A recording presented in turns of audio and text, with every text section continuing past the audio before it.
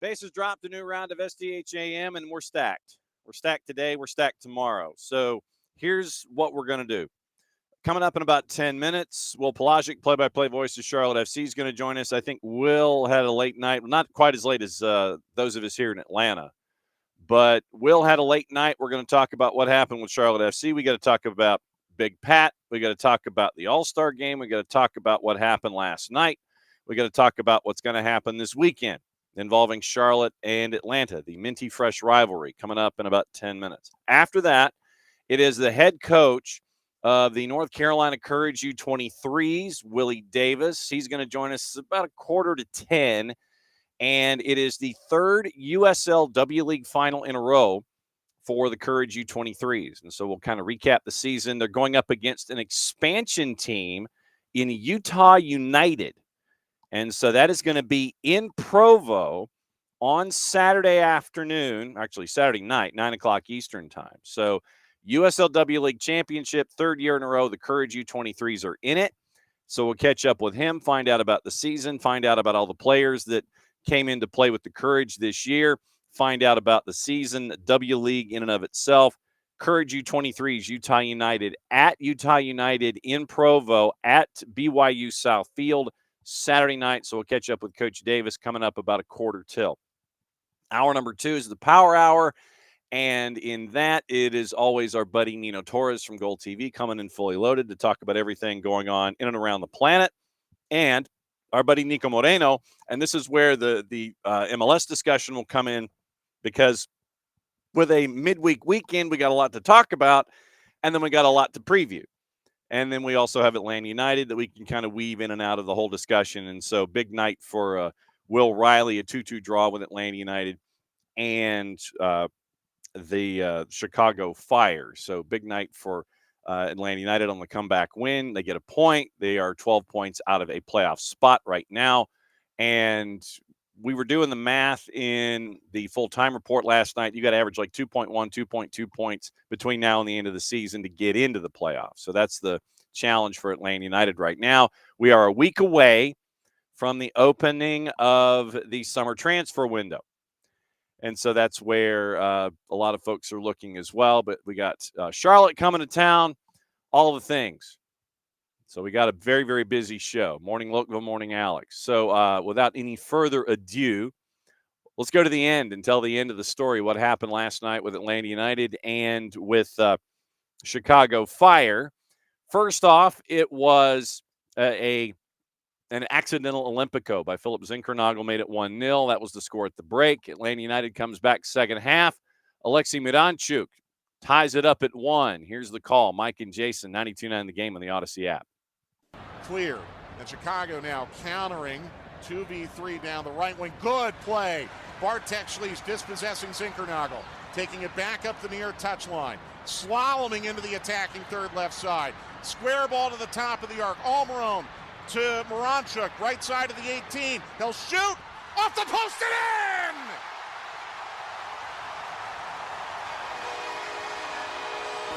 From Russia with love, Alexei Miranchuk finds the equalizer for Atlanta United. Haile Selassie scored to make it 2-1 for Chicago. And then for the fourth time this season, Atlanta United scores north of 90 minutes. 3 to get a point, 1 to get a win. This is one of those 4.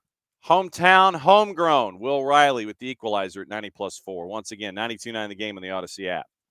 Alexei puts his arm in the air and drops it. Sends it into the penalty spot. It's loose in the goal. Now score!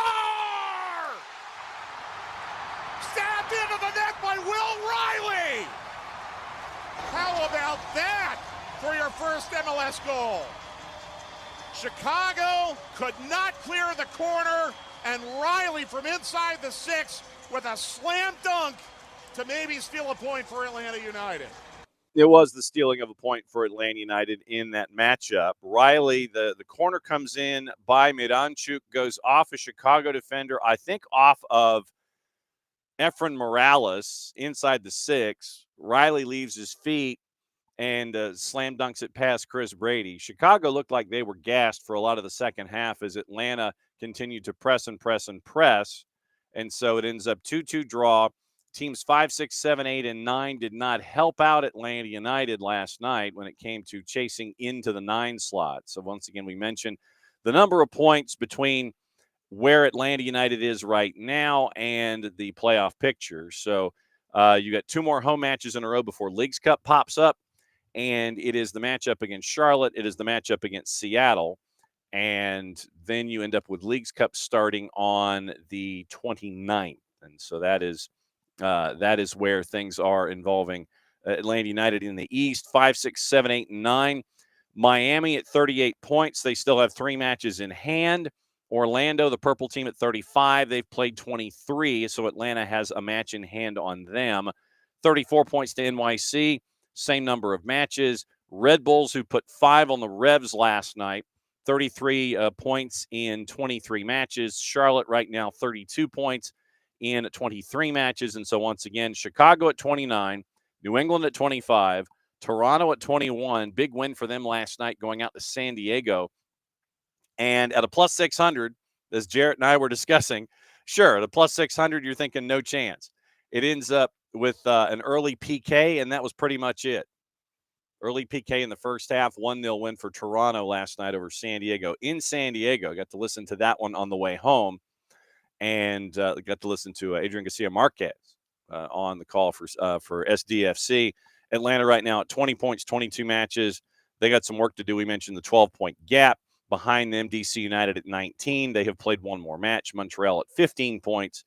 They have played 1 more match. So that's the chase right now for Atlanta United as they're trying to get into the postseason, Eastern Conference. And right now, once again, midweek weekend for Atlanta United. One thing that we will do tomorrow as a part of all of the chaos, we had a really cool moment, at least for those of us that are here in the footprint.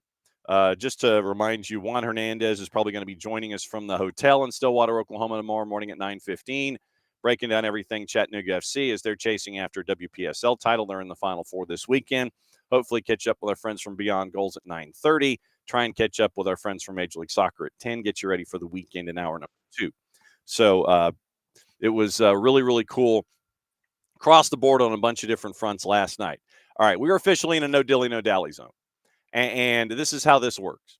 When we call out the bat signal, it's time to talk to people. And we got a matchup coming up where an owner on day 1 proclaimed a rival. And so that is going to happen this weekend. And so we'll see what happens here. Well, Palasczuk, look at you busting out the retro. New kit, gotta make it happen. No, John? No, absolutely true. Look at you styling and profiling and looking as only as you. When the club gives you one of these, you have to wear it. I think you're obligated to do so. Are you not? Yes, you are absolutely obligated to sport the new gear. So when it rolled out as a part of the archive collection, what did you think about Charlotte in the archive? So we actually got to see it. It was weird. I forget the way the scheduling. It was around one of our midweek games.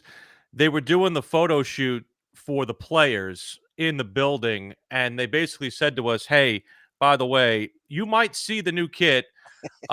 We will swear you to secrecy with a blood oath if you say anything about it." And I knew a little bit about what the background of the kit was going to be. For those who don't know, this kit honors the 1981 Carolina Lightning from the Old American Soccer League. Very nice. Which is a real landmark part of Charlotte's soccer heritage. Rodney Marsh was the head coach, legendary player in England. They had a lot of highly coveted names that they came through, including Bobby Moore, who came through here near the end of it. 81 had a real nice local player by the name of Tony Suarez, who actually started out as the bus driver on the team at the beginning of the season. And again, it was a fledgling league, only 8 teams, and they won the championship in their expansion season. Sold out American Legion Memorial Stadium. About 20,000 people played there in their victory against New York for the championship. They won 2-1 in 2 overtimes. And to use the analogy across sport, their owner, Bob Benson, was very much a Bill Veeck type, if you know anything about the old White Sox. Wow. So they were very big promotional. They gave away a couple of cars on the pitch, including one where I think it was Rodney who had to actually kick a ball through a sunroof to give away a car to a fan, which was pretty cool. They also had one with a Frisbee contest to give away a plane. Guy got closest to the pin getting the plane, and then realized he probably doesn't have anywhere to park a plane, so he ended up taking the cash payout instead. And the unfortunately ironic part of it is that actually during their very brief 4-year existence, the Carolina Lightning actually had a player unfortunately struck by lightning during a match. He was okay, thankfully, but that's the ironic part of the name there. But big part of Carolina soccer history. We had a bunch of those guys in town last night to honor them. And the kit, while it's not a 1-for-1 replica, it's a very nice homage to the first soccer champions in this city's history. We appreciate homages, and anytime Sure. we get the chance to sport old gear, Sure. you know us, we'll sit there and we will. And the thing is that what folks may not realize is that it's lightning apostrophe. Yes. It is an apostrophe. There is no G there. And that actually came as a result. Sometimes these things don't always go off the way that they should. When the public is solicited for name suggestions, I know that's how the Washington Wizards came into existence, for example, and that has obviously been universally panned since then. But Lightning was a listener submission, and they wanted it to be with the apostrophe to give it that little extra southern twang. It's not lightning, it's lightning. Lightning. So there you go. And it's like you get now. I'm staring at the Freedom Conference, by the way. The Carolina Lightning in apostrophe, the Detroit Express, and down here it is Detroit. It is Yes, Detroit. 100%. Detroit Express, the Rochester Flash, and the Cleveland Cobras to be paired with the New York United, Penn Stoners. I'm just going to walk right past that. New York Eagles and New England Sharks. The Liberty Freedom Conference. And they beat New York in the final in '81. So that was it was weird. The game actually, New York actually played their home games at Shea Stadium, and in order to get a more aesthetically pleasing looking final, even though New York was supposed to host the final, they moved it to Charlotte because they figured they'd get a full building. And so as a result of that, Charlotte used the home field advantage and did so to their advantage and got a victory. 2-1. So first team ASL All-Stars that year, Don Tobin and Tony Suarez. Second team, Mal Roche, Curtis Leeper, and Scott Manning. So that is and Mal was a big part of that team too. He was, I believe, the MVP of the league the year before, or at least the leading scorer, one of those two things. And they got him kind of as like not quite like the expansion draft, but they got him in that first year. He was a big part of that. Very, very cool. So that means that I have to play this drop now. Now you know the rest of the story. Yes, Paul Harvey. Thank you very much. All right. So have you recovered from last night yet?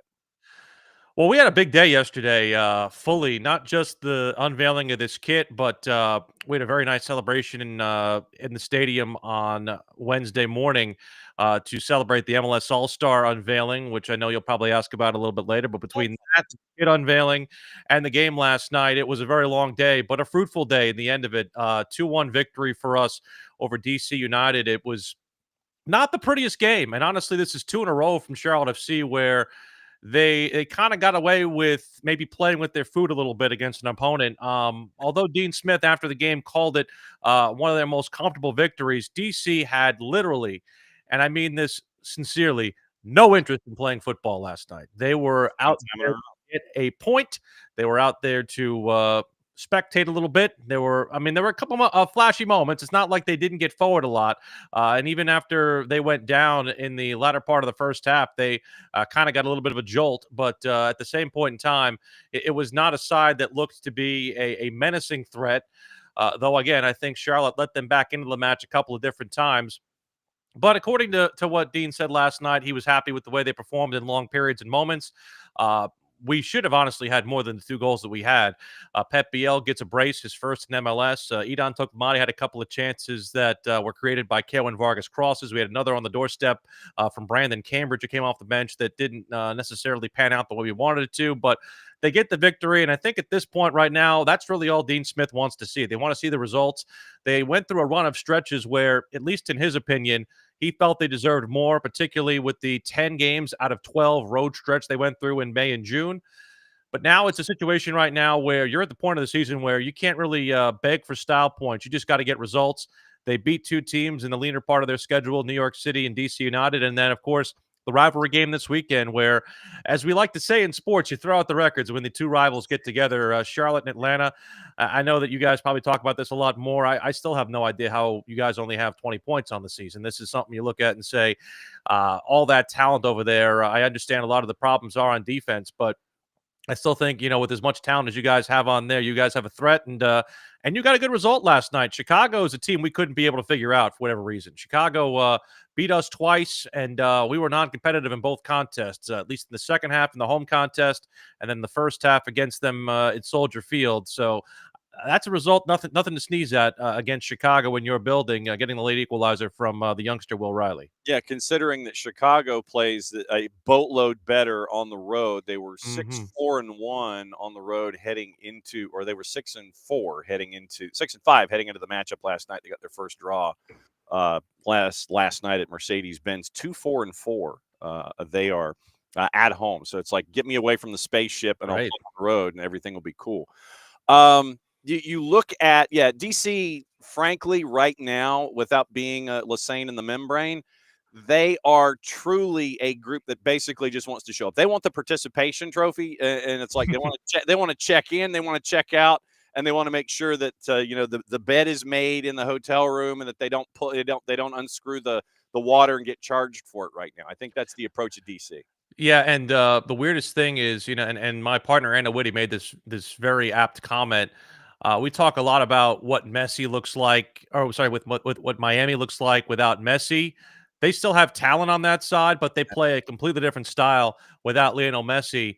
DC didn't have Christian Benteke with them last night, and they are, woefully under-talented when it comes to what they could do. And obviously, a lot of what they need to do is dictated by Christian Benteke winning aerial duels. He's got the second most aerial duel victories in the entire league, and a lot of it is just, throw the ball to Benteke, he holds it up and creates for other dudes. Golden Boot winner from a year ago only has 6 goals in a season that he's also had to battle injuries. So it's difficult. I don't think Troy Lassane got a fair shake. No. I think, it almost gives, Philadelphia before this year vibes, in that they've had some good coaches go through there. I don't think their ownership and general manager have done them any favors from a player acquisition standpoint. I know they've got a lot of nice talent, and they've made a couple of different moves, but I don't think they've ever really gotten themselves a fair shake there. And I hope Troy gets another opportunity in this league, because I think he's a good coach. I know they brought in a new coach from Europe, Renee Weiler, who is not necessarily ready to go yet. They've got a caretaker manager right now, and Kevin Flanagan, who actually has roots in this area, with the Charlotte Independence and their youth academy side. But yeah, for one of MLS's landmark franchises, it's a sad thing to see right now for them. No doubt. And right now, Charlotte in the 9 slot, 32 points. You're a part of the chase group, I guess, right now, if you want to break it into the Tour de France parlance. Sure. You're in the chase group right now, because if you end up with a good week, you end up probably chasing the 5, even though Messi and friends have a couple of matches in hand. 10-11-2. 23 matches played, 11 to go. Where do you think Charlotte is? We'll get into Big Pat's exit and all that kind of stuff, but where do you think Charlotte is right now? Well, it's the weirdest thing, John, because we had this May and June swoon, and yet we get to game 23 and we have the same amount of wins as we had a year ago at this time, which is the fastest we've gotten to 10 wins in our 4-year club history each of these last 2 seasons. The difference between this year and last year is that we were able to carve out some more draws. I think we had 5 or 6 by this point of the season last year. We only have 2 right now. So That's why the point total isn't as high. And I think that's the big difference between this year's squad and last year's squad, is that en masse, last year's squad, even if they didn't play very well, they were able to get draws. And the biggest difference right now is the defense and offense feel like they've switched spots with regard to what is in the most form. Last year, it was Charlotte FC's defense. They were the second best defense in all of Major League Soccer and the best in the Eastern Conference with 37 goals conceded.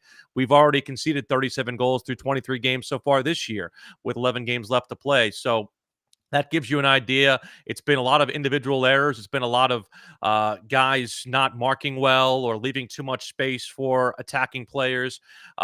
Bad distribution at times. Adilson Milanda literally gave one to Ugo Kuipers a couple of weeks ago against Chicago that led to their third and final goal. And falling behind early in matches, particularly on the road, is something that's been a big bugaboo from Charlotte's perspective. But from the positive side, what's turned around for us is we now know how to score. And it's the first time really in club history where we've put together what is called I think a very prolific offense. Even without Patrick Adjumad, they had some very high danger attacking options, particularly with Wilfred Zaha, who now is coming into his own. He's got 6 consecutive games with a goal contribution. A lot of them have been hockey assists, but he has at least become a lot more of an integral part of the buildup and the attack. Edon Tokolmadi has done very well in reserve of Patrick Adjumad. He's gotten a goal in 3 of his last 5 contests, so he's now at least trying to wind himself into form as a 20-year-old youth international out of Israel. But the biggest story and the MVP of our side is Pep Biel. And the weirdest thing is a lot of what Dean Smith had said before the season about getting a guy like Wilfred Zaha was we want a guy to get, the stardust, the gold dust, that little bit of extra that you get that differentiates teams. Mm-hmm. All that stuff that was applied to Wilfred Zaha is now basically applied to Pep Biel because he is that bit of stardust. In that game last night, again, it wasn't pretty, but he was able to nick 2 goals, and that's the difference between getting you 3 points and falling away disappointed. And he's box office right now. 19 goal contributions, which is our club record, 9 goals, 10 assists. I have no idea why he's not an all-star. I know that during the time when the voting was happening, he was going a little bit through a lull period. He also had a little bit of an injury at that point. I know Adjumad got the commissioner's pick from the league. I saw Don Garber yesterday. I didn't have a chance to say, hey, by the way, if you need a replacement and you swap for Adjumad, we got one right here. But he's having an incredible season. Just got his loan extended through the end of the year. He has what are called easily attainable metrics to get him a permanent purchase option. I see no reason, as long as he stays on the field, that he can't attain those, and he'll be our player for not only the near future, but hopefully for a long time. 8.6 in the ratings at SofaScore last night. 2 goals in 4 minutes of game time. Not, it's like 25 minutes of actual time on a watch, but 4 in game time. On the night, Pep Biel, it was 2 goals and the XG plus XA, whatever that translates into with your X math, 1.12, 52 touches, 18 of 26 passing at 69%. 2 of 3 on long balls, had the 1 key pass, 4 shots on target, 1 block, 1 dribble attempt successful, 3 of 10 on the ground duels, 1 is only in the air. So 4 of 11 on the night when it comes to his duels, and 2 tackles added to that as well. So a full night across the board for Pep Biel. I do want to get into All-Star in addition to everything else that we're getting into here.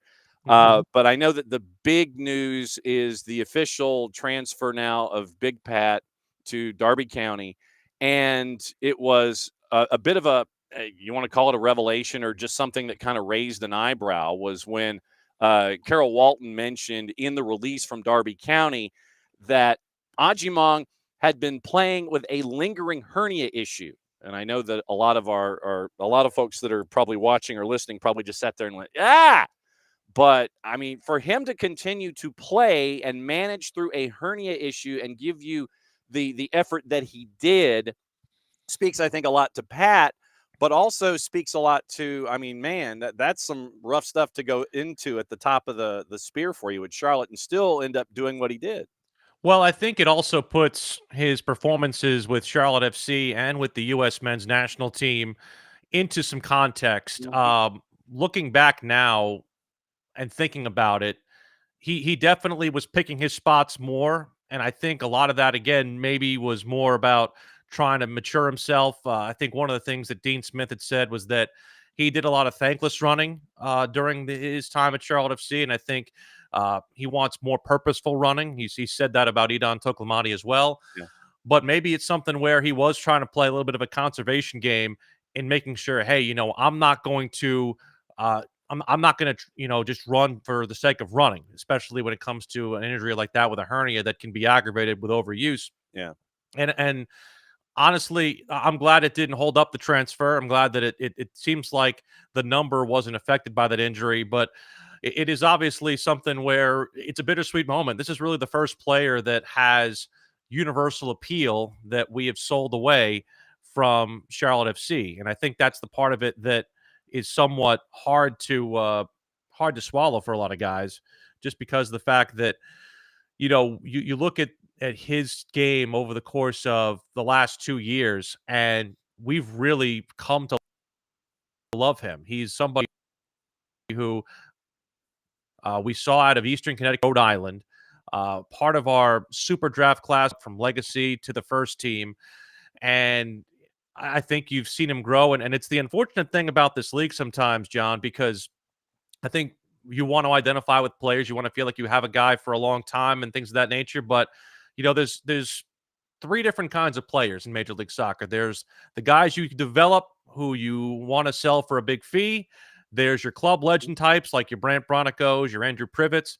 And then there's your guys who come in as big DPs from either other countries or other teams, maybe make their mark a little bit elsewhere, and then you try to capture some of that in your club. So from the standpoint of where I sit, I know a lot of people will look at this and say, maybe Charlotte could have tried to hold on to him for another window, but when the number is $8 million plus $2 million in add-ons and a sell-on clause, I think you take that deal every time, and hopefully Zoran Canetta and the GM office and the sporting department office can find a suitable replacement for him. They feel like they have one in Idon Toklamati, but at the same point in time, it's like I still feel like I wouldn't mind having another senior player to compete with him. I was going to ask another couple of minutes here with Will Palasczuk before we let him go, because he's kind of got like things to do in an official capacity.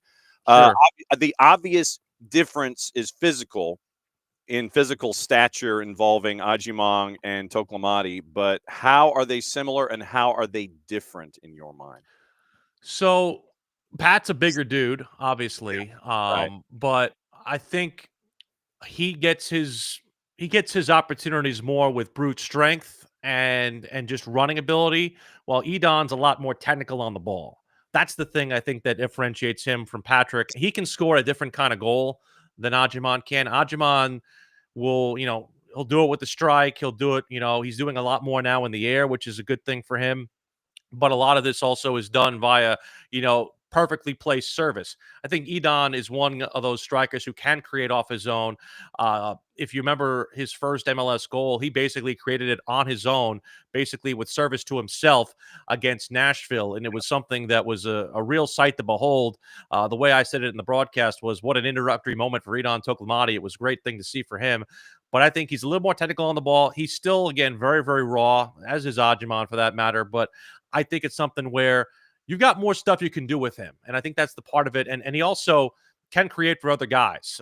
We saw two very high danger chances that were created by him, just kind of leaving the hold up play well. He's a lot better at the hold up earlier on in his career than Patrick is too. So that part, I think, from him is something that Charlotte FC can hopefully build on with him. And I have had my share of Toklamati on my fantasy team, so I know what he brings to the table, especially from an economic standpoint. Starting 11 last night, obviously Christian Kalina in net. Back four, Marshall Ruddy, Ream, Malanda, Tuiloma, Diani, and Westwood in front of them. Zaha, Biel, Abada, and Toklamati. How different do you anticipate that lineup coming to Atlanta this weekend down I-85? So I know they rotated a little bit with mind of the 3-game week. Right back again has kind of been a little bit of a rotation between Nick Scardina, Jaquil Marshall-Ruddy, and Bill Tuiloma. They've liked in the last couple of games using Tuiloma for a little bit and then backing him up with Scardina. Marshall-Ruddy has settled in very nicely to that left back role. He's got a nice little combination play with Wilfred Zaha. He had an assist last night on the second Pep Biel goal. So I think that partnership is really starting to blossom between those two.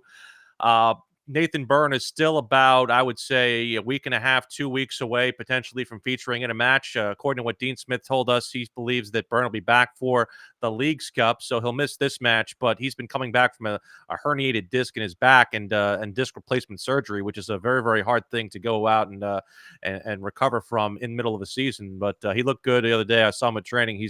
It's good to see him back on the pitch. The only changes I might think that would happen, obviously, it's center back, whether it's Ream, whether it's Privet, based on the quick turnaround. Midfield, I feel like, you might see Brant Bronico slot back in there for Jabril Gianni, although Dean Smith liked what Gianni brought to the table. He would have had an assist if not for a deflection on the first goal. I think the front three stays the same, bar maybe Kerwin Vargas going in for Liel Abada, because Abada and Vargas have kind of been in a back-and-forth competition. They've been trying to get more out of Abada, but Vargas has really outplayed him. And I think you look at Vargas as somebody, the only way I think he maybe is on the bench is if Dean doesn't want to unbalance his bench because he likes what Vargas brings to the table. But I feel like he's playing too well right now to ignore and too well to leave on the bench. So those are the changes I think that would happen. But at the end of the day, Dean Smith could end up saying, you know what, I like what I saw enough on Wednesday that I might just go with the same 11. All right, broadcast plans for you, sir, for this rivalry matchup coming up this weekend.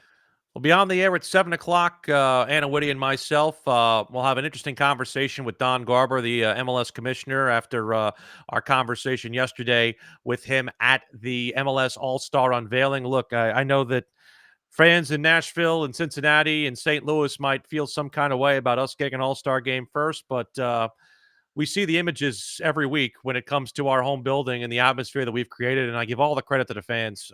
They've really come out and shown up in droves.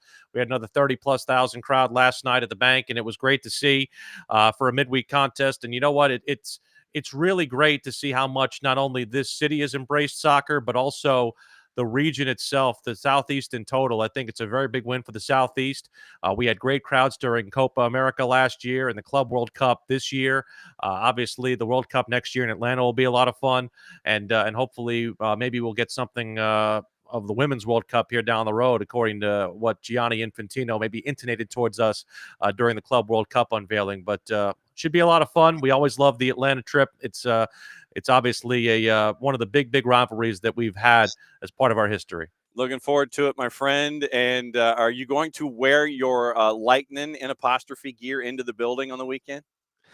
I don't know if I'll wear that. I'll probably be a little bit more subdued, put it that way. As always, my friend, you know that you got the garage door opener. You know where the key is under the mat. You know you can crash it anytime. It's always great to see you for the preview. Be safe, my friend. We'll see you this weekend. Thank you, John. Appreciate you. All right, that's Will Palasczuk and Willie P. Style at Willie IEP Style on the 280 character app. And so Will Palasczuk, Anna Whitty, they have the broadcast on the Charlotte Radio Network, and it's always great to catch up with Will and find out what's going on up there, get the lay of the land on Patrick Ajimong, on the All-Star game, on Charlotte, on playing DC United, who doesn't seem to be interested in playing at all. And so it's a win for Charlotte, and they stay in the 8-9 chase, and they are the team that everybody who is outside in the Eastern Conference is chasing right now in that second chase pack in the peloton that is the Eastern Conference of Major League Soccer. Programming update. Niko's going to join us 10:30 tomorrow. He's got stuff going on. I think it's at the Providence and Swedish Bouncy House and Hair Emporium, and so the schedule is pushed him a day. So tomorrow is going to be Juan Hernandez from Chattanooga FC on the women's side from Stillwater, Oklahoma at 9:15. And Niko is going to join us at 10:30 tomorrow to get us ready for the weekend. And hopefully our friends from Beyond Goals Mentoring can join us, as well as our friends from Major League Soccer. So we know what the bookends are for tomorrow. Juan Hernandez, Chattanooga FC Women, Niko Moreno from Sounder at Heart and Pulso Sports. That's the bookends for tomorrow. And hopefully we can work on the middle of the show tomorrow as well. So Nino Torres joining us at 10 o'clock. We'll break down everything going on around the planet. And the way that it always works with Nino, as I tell you, with Nino, I don't know what he wants to talk about. I have some ideas as to what I want to talk about, considering transfers and all of the saga going from Portugal to England. And I can't do Nick's England. I can't quite do it like he does. But transfer news, we know we've got to get into. We've got to get into South America. I think it's the Copas are back up and running, and so we got to talk about that. And so there's a lot of stuff to get into with Nino at 10 o'clock, waiting for Willie Davis to hop in and join us and find out about what's going on with North Carolina Courage U23s as they get ready for the USLW championship this weekend. We had to catch up with him today because, they kind of have to travel to Provo, Utah. And so they've got to find time to travel. And I think we'll get his travel schedule and find out if they're going to do a day of acclimation, travel out today, tonight, get out there, acclimate Friday and play on Saturday, or if it's going to be one of those where it's just like, we're going to go out there and play. We'll fly out tomorrow. It is what it is. We'll go out there and play, do our thing, turn around and come home and hopefully, come back with a championship. So we'll go over the playoff bracket and the season in the W League for 2025. Right-hand side of the bracket, North Carolina Courage U23s made their way all the way through. And the expansion club, the first-year club, Utah United, they are the ones that have made it out of the left-hand side of the bracket, out of the West. So it is Central and Western, and Utah United survives. And then the Eastern and the Southern, once again, it's Asheville City. Asheville City continues their run in USLW. They make it to the Final Four before this guy and his team got the Duke. Willie Davis, head coach, North Carolina Courage U23s, hopping in to promote the fact once again. I don't know what it is. It's like you start coming on the show to tell everybody what's going on with North Carolina Courage 3 or 4 years ago. And every single year you come on and you're playing for a championship. I think there's some symmetry there, Coach. Yeah, I mean, John, good to see you. Good to see you, my friend. I would like to say there's the luck factor because that's always a part of it. But look, it's testament to the players and testament to our whole program from youth on up. And I was telling my wife a couple days ago. I mean, we're a football or soccer family in our house, and I sat back and I said, sometimes I just kind of marvel. We're playing for a third straight national championship. That's unprecedented. It doesn't happen very often, that's for sure. How hard is that, considering the transitory nature of what you see with the talent pool and what you're restricted in doing there with North Carolina Courage? How difficult is that? Yeah, I mean, it's obviously I've learned how to navigate it more, but it's still challenging because, the reality is the players aren't under contract. So it's not like I have them every day and it's live or die for them for their career or what have you. It's a semi-professional league, and it's kind of in between whatever they're doing in their collegiate world. And understandably so. I mean, I coached in the college game, so I understand that a lot of the kids, especially when you get to this back end of the year, their college programs take precedence. And so it gets really difficult more at the back end of the season. Great example is we played in the Eastern Conference Finals against Annapolis at their place on the 4th of July weekend. And that was very difficult to field a team, So in fact, we had 12 players total, played almost the whole game with 11 and pulled out a result in penalties. And, so it's challenging, that's for sure. But I think we've learned to navigate it a bit. For those that haven't had the chance to see the folks that have stood out for you and are going to be playing in this matchup, break down your roster and some of the high points for some of the talent and the output so far here in 2025. Yeah, I mean, Ivy Garner, she's a mainstay. She's been with us for the past couple of years, plays at Liberty University, and is she's a top player in the league. She has been, and she consistently is, and she's one of the rare ones where she's there from start to finish. There's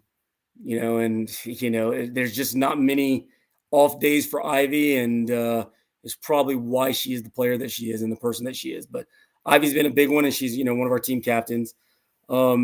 Macy Bader, who is also one of our team captains, she's not actually with us anymore because she actually signed a contract with Ascent. But she's been a mainstay. She came through our youth program along with Ivy and has been pretty much a mainstay for us as well. And she was actually the MVP of the finals last year, coming off the bench and having a goal and assist. So Macy's been another one.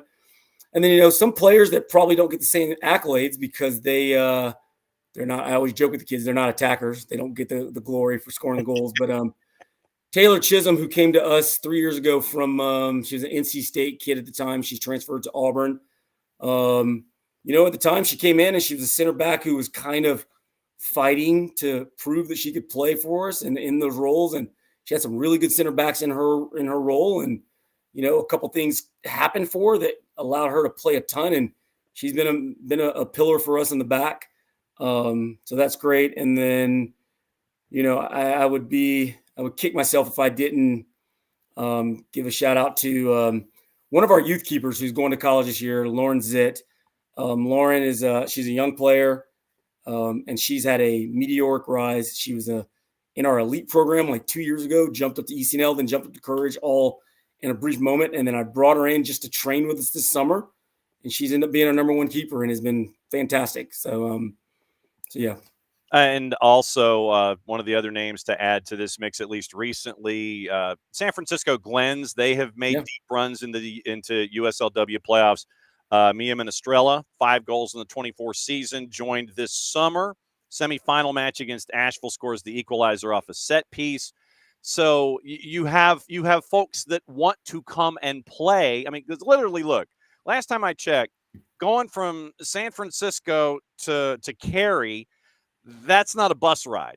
You know, I mean, that is a lot of interest and effort in wanting to play where A, you can play, B, you can make a difference, and C, you can chase a championship. So I think that speaks a lot about what you and Courage on the whole have been able to build over these last couple of seasons, where folks will, come from Neptune if they feel like they got a chance to further their game, and they'll want to come and be a part of what you guys have been able to build there the last couple of years.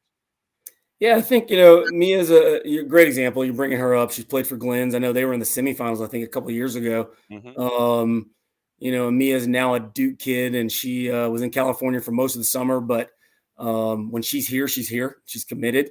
Another great example is Leah Howard, who plays at the University of Illinois. And, it just so happened we played her team, Rochester Rhinos, in the Rough Riders, I'm sorry. Yep. We played them in the Eastern Conference Finals last year, and we beat them. And Leah reached out to me not too long after and said, I have family in North Carolina. I want to come play for you guys. And she did. And she was a monster for us in the last game at Asheville.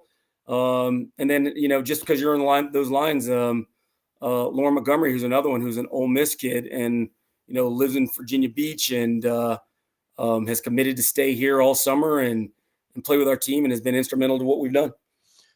Undefeated regular season, you run the table, you knock off Eagle, you knock off Annapolis, and everybody knows about what Annapolis has been able to build over the last couple of years. Then you knock off Asheville with a thin bench. What has study hall been like getting ready for Utah United, first-year team? Going to be playing pretty much in their barn. You're having to travel all the way out to BYU for a match on the weekend. What has study hall been like getting ready for this one? Well, once I got over the fact that we were traveling yet again, because we've traveled every game for the whole playoffs. Once I got past that, it was trying to learn a ton. I mean, I would be honest with you, John, I've traveled a ton in my life, but I've never been to Utah. And, so I was learning about, what is it going to look like to get acclimated to the potential altitude situations.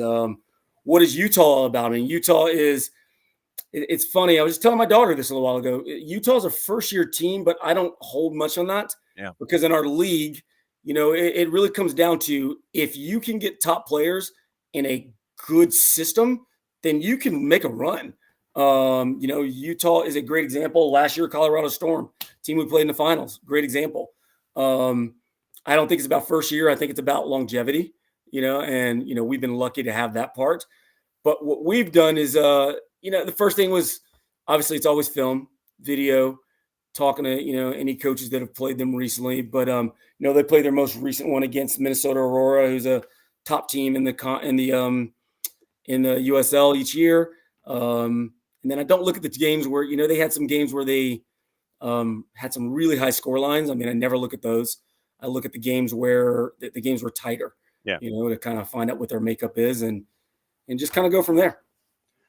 What have you learned about yourself as a coach and Courage as a team in this run the last couple of years where you have success? That's great. That's cool. How do we maintain it?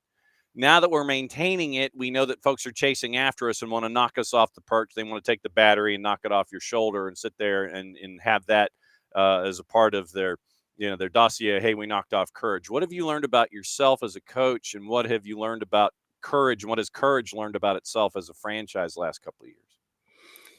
Yeah, I mean, myself as a coach, I mean, I learned, and I think I knew this, but this year was a lot different on the way we got to where we are now. Yeah. Last year through conference, I mean, we were really running through teams. I mean, games were in the second half of the season when we hit our stride. The games weren't close, to be fair. This year, everybody got better. Games were tighter. There were a couple games where we were. There was one game for sure we were down by 2 goals. That had not happened in 2 years. So we had to learn how to play a little differently. I had to learn how to coach our team to understand when to defend and how to defend a little differently than before. Because like I said, we just had never been behind ever. I mean, last year we were never behind, not one time. So it was when Storm scored us in the finals in the first 3 minutes, I was like, okay, we're gonna have to figure this out. So we were a little bit more defensive minded at times this year. Throughout the playoffs, we have been a little bit more defensive minded. So I've kind of learned that a little bit more. And then also about myself, I've just kind of learned how to I'm not a micromanager, but I think I probably am when it comes right down to the actual coaching of my team. Mm-hmm. So I've done a little better job with that this year. I tried to be a lot better at that. The program and the team itself, I mean, what I learned is that, number one, you do have to have a big roster in this league because players come in and out. And I think you know this, John, last year we had a plethora of youth players that played. And we had a bunch this year as well, but our 08s, kind of a rallying call to them. They play in the ECNL last 8 starting tomorrow, which is big for us. So, we had like 5 or 6 kids on that team. My daughter's group, who, my daughter was one that scored the game winner in the semis last year in overtime. She is off to college and grinding it out in preseason right now. So we lost a bunch of those kids. So we had to balance the roster out differently. It's a little different than last year where we had those kids in our training environment daily. So I learned how to build the team differently this year. I learned how the pro side supported us a lot differently this year, a lot more, I felt. And I just learned more about the pathway and what it looks like to be youth to semi-pro to pro. Willie Davis, head coach, North Carolina Courage U23, is getting ready to travel to Utah to take on Utah United in the final on Saturday night, 9 o'clock Eastern, USL-W League Championship. You mentioned acclimation, so what are you going to do? Are you going to go out early and get acclimated, or are you just going to parachute in and parachute out? What did you decide? Yeah, we head out tonight, actually. We'll fly out. We have a 6:30 flight this evening. We'll get there this evening, probably instead of just saying everybody go and relax, go to bed or whatever, we'll get there and get a little walk in and just kind of breathe in the air, learn what it's about a little bit. And then the next day we have all of Friday. So we'll get a training session in on the field on Friday. Do a few little activities that aren't too taxing for them, but just try our best to get acclimated. Obviously, when you put the excitement, the adrenaline, the stress and all that in with the match, we can't replicate that, in a day and a half. But we feel like based on the league and the support that we have, we're giving it our best go. So. Well, we are looking forward to it. I'm glad that you were able to hit me over the head and go, yo, dude, we're playing for a title. We need to catch up. As always, it's great to see you. Great to see how things are continuing to grow there with Courage. Safe travels. Make sure that you get out there and that everybody's out there in one piece. Have a great final against Utah United, Coach. It's always great to see you. Don't be a stranger. We'll catch up with you soon. We'll keep an eye on things this weekend. That's great, John. Thanks for having me and all the best. You bet. Willie Davis, head coach of the North Carolina Courage U23s. USLW Championship this weekend. And once again, 9 o'clock Eastern time, Saturday night, BYU Southfield, Provo, Utah, North Carolina Courage U23s, Utah United, East versus West. I think that's right. Yes, East versus West. Technically, that is correct. Eastern bracket, Western bracket. So it is East versus West in Provo. And that was one of the things I did not know until Coach Davis told me that they've been on the road each and every time here in the playoffs. So on the road at Eagle, on the road at Annapolis, on the road at Asheville, and we know how difficult it is to play at Annapolis because they have like 72,000 people at every home match. Doesn't matter what team it is.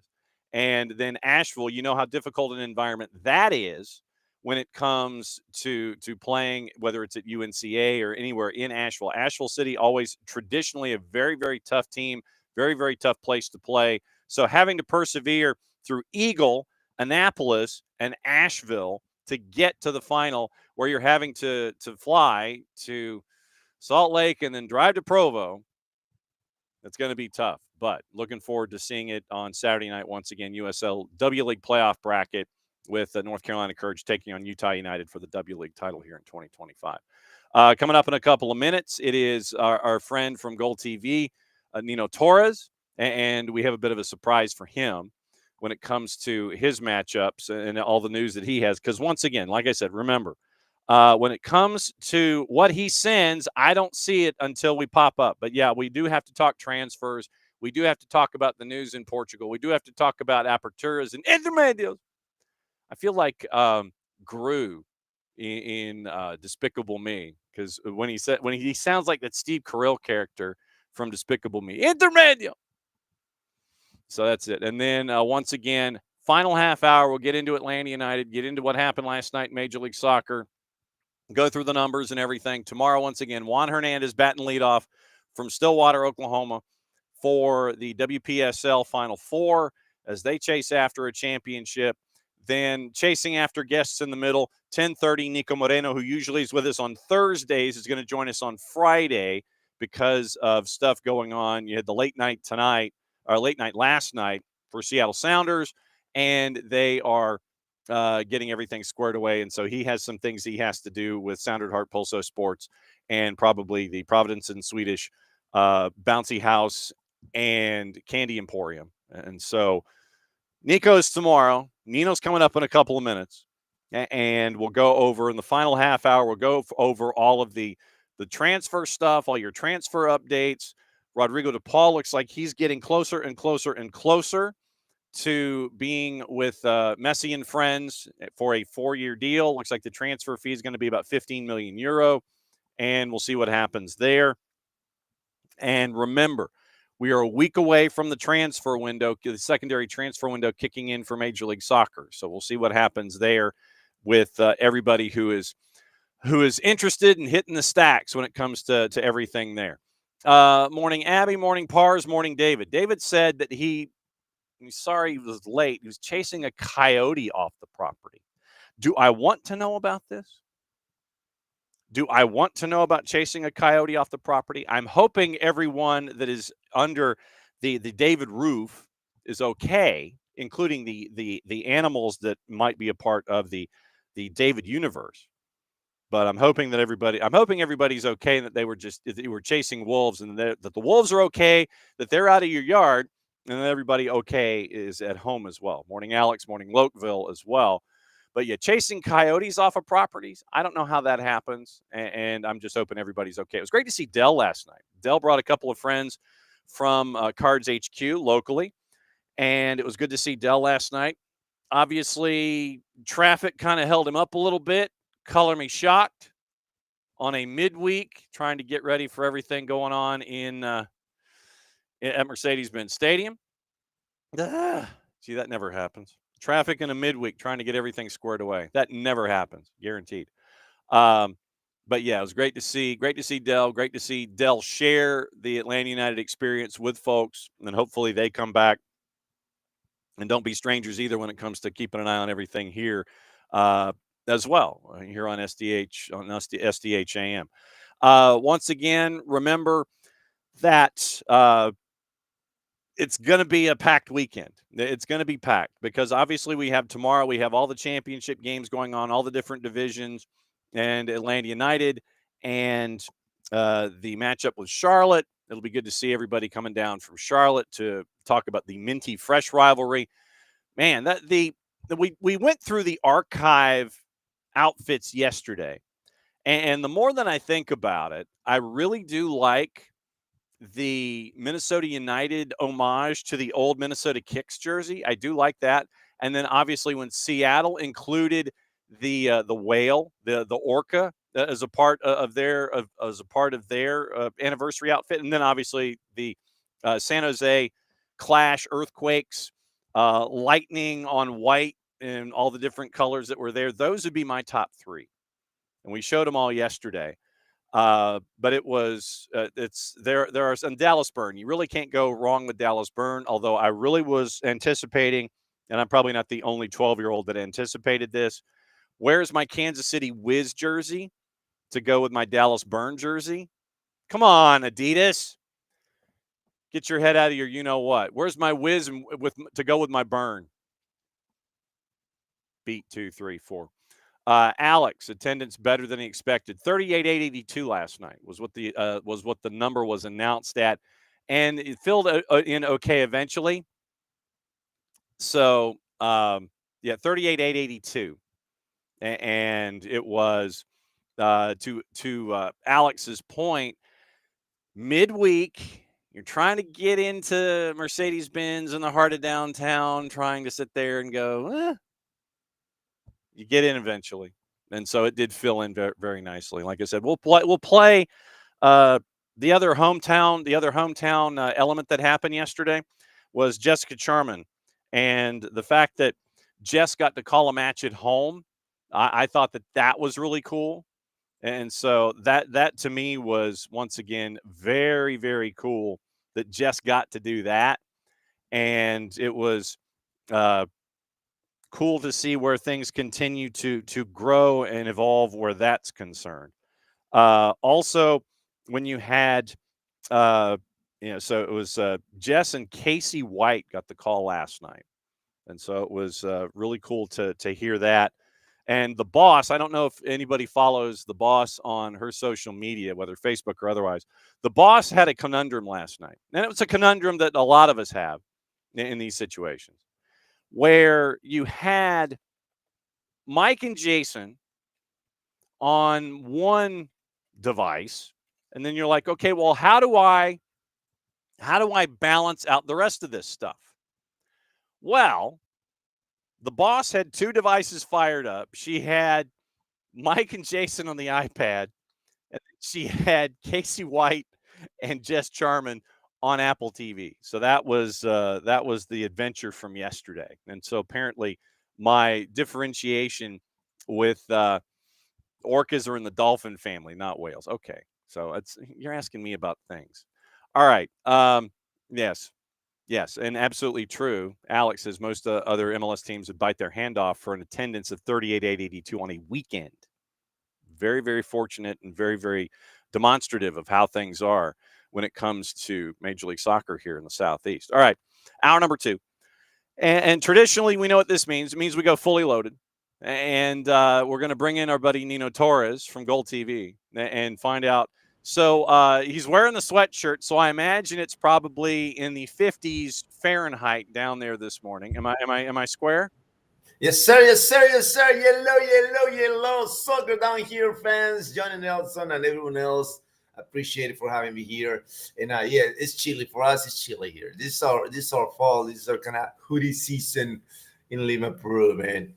Absolutely gorgeous. Fully loaded for yet another week. And so I could not resist, but I have to start with this before we get things moving this week.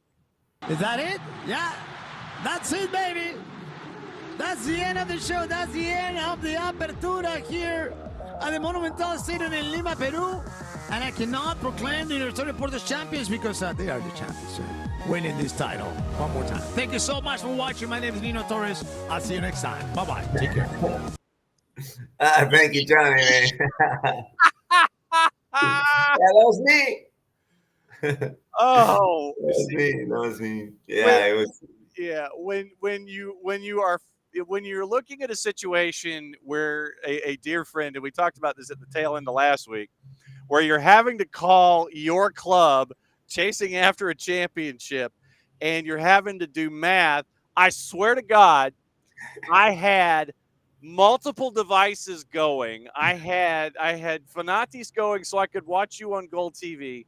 I think the Alianza Lima match was on Fox Deportes. Right. Literally, I'm giving you updates, and I don't know if you had multiple devices going either, but I'm staring at the Alianza Lima match off my left shoulder. I'm staring at you calling your match right in front of me, and I'm shooting you updates as to time codes and everything as to what's going on. So I was wrapped up into this whole thing. What was it like for you trying to keep everything straight and focused?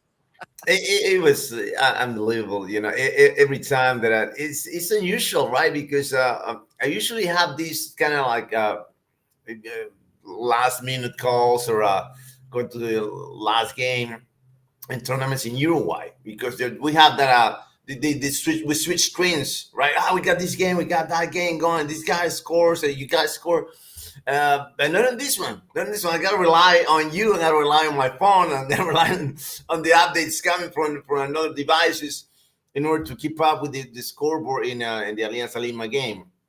But I was like, I was feeling confident that we were gonna win. We were gonna not win it, but I actually thought we were gonna win. Right? Remember, like 17? Wasn't it 17? The plus the for the draw, right, Johnny? It was. Yeah. I was like, and I said on there, I remember that those betting odds and that you gave me. And I should put money down on that one. I said that on there. That's not smart, Nino, but anyway, it was good. It was awesome. Okay. All right. And so now, as always, once again, I do not look at your topics. I do know that we need to continue to update people with what's going on in Portugal and transfers and such. But I do not look at your topics until we open the segment. So that way I can both be surprised about anything and everything going on.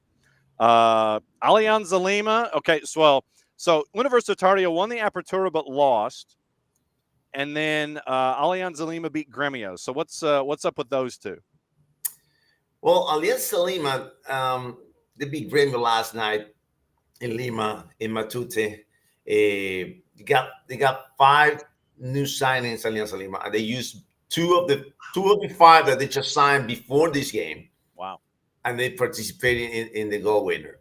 That was so sweet for Alianza, so sweet for Gorosito, head coach for Alianza Lima, that they were getting beat by Gremio the first half. They were getting, their goalie for Alianza Lima, it was massive in the first half. And then they came back, they made the substitutions, and Sergio Peña. I want to talk about Sergio Peña for a second here, because Sergio Peña is probably the best number 10 that we have, all right, in improving soccer. The best. But the problem with him is that he's so inconsistent that one day he could be Messi and the next day he could be, I don't know, Adam Schoenfeld.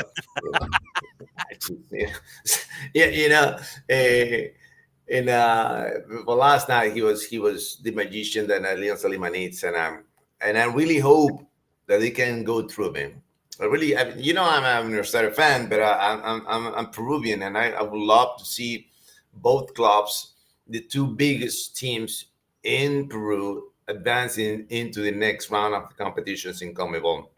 Sudamericana for Alianza and Libertadores for Universitario Deportes.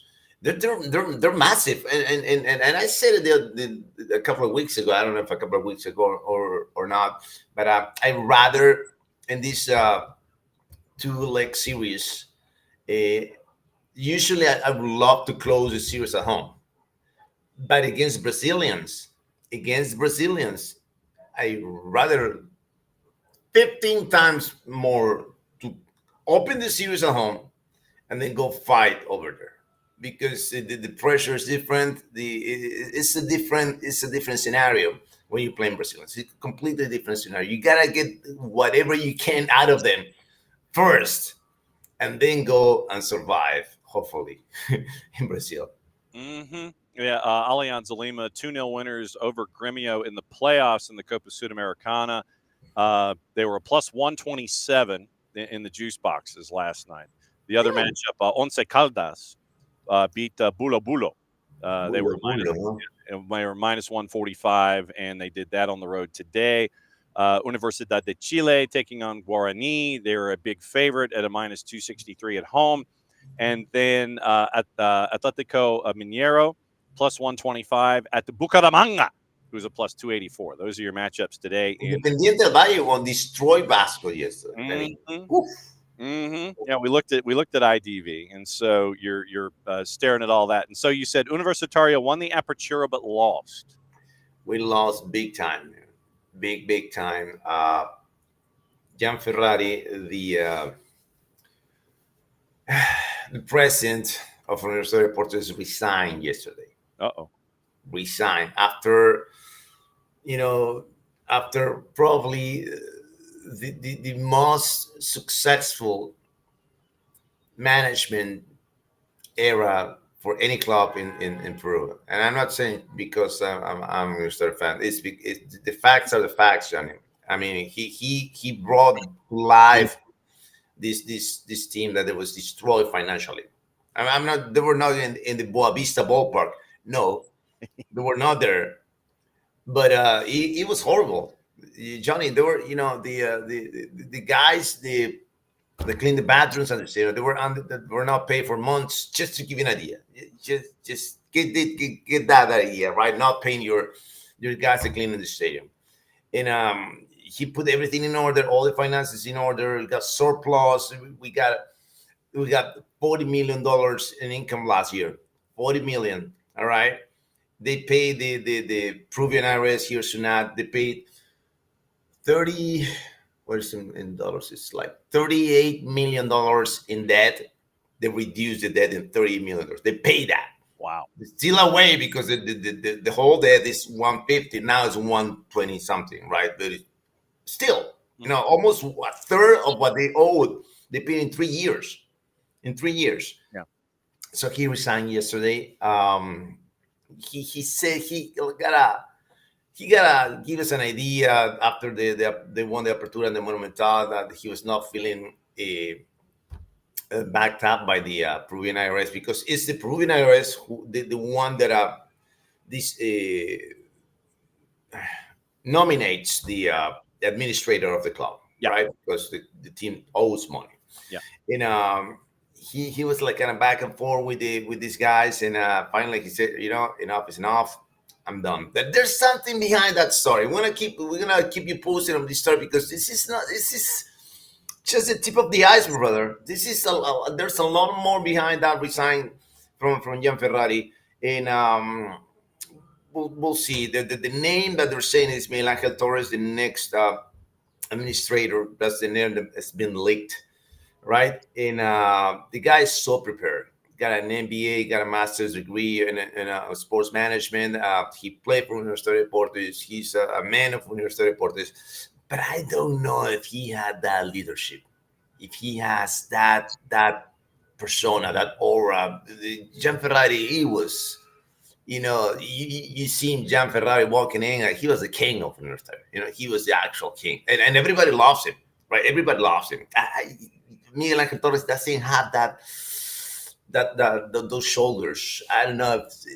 We'll see what happens, right? The guy's prepared. That's all I know. And hopefully we need a guy that is prepared to manage the finances properly, okay? Because they need to keep up the fantastic board that Ferrari has done for the past 3 years.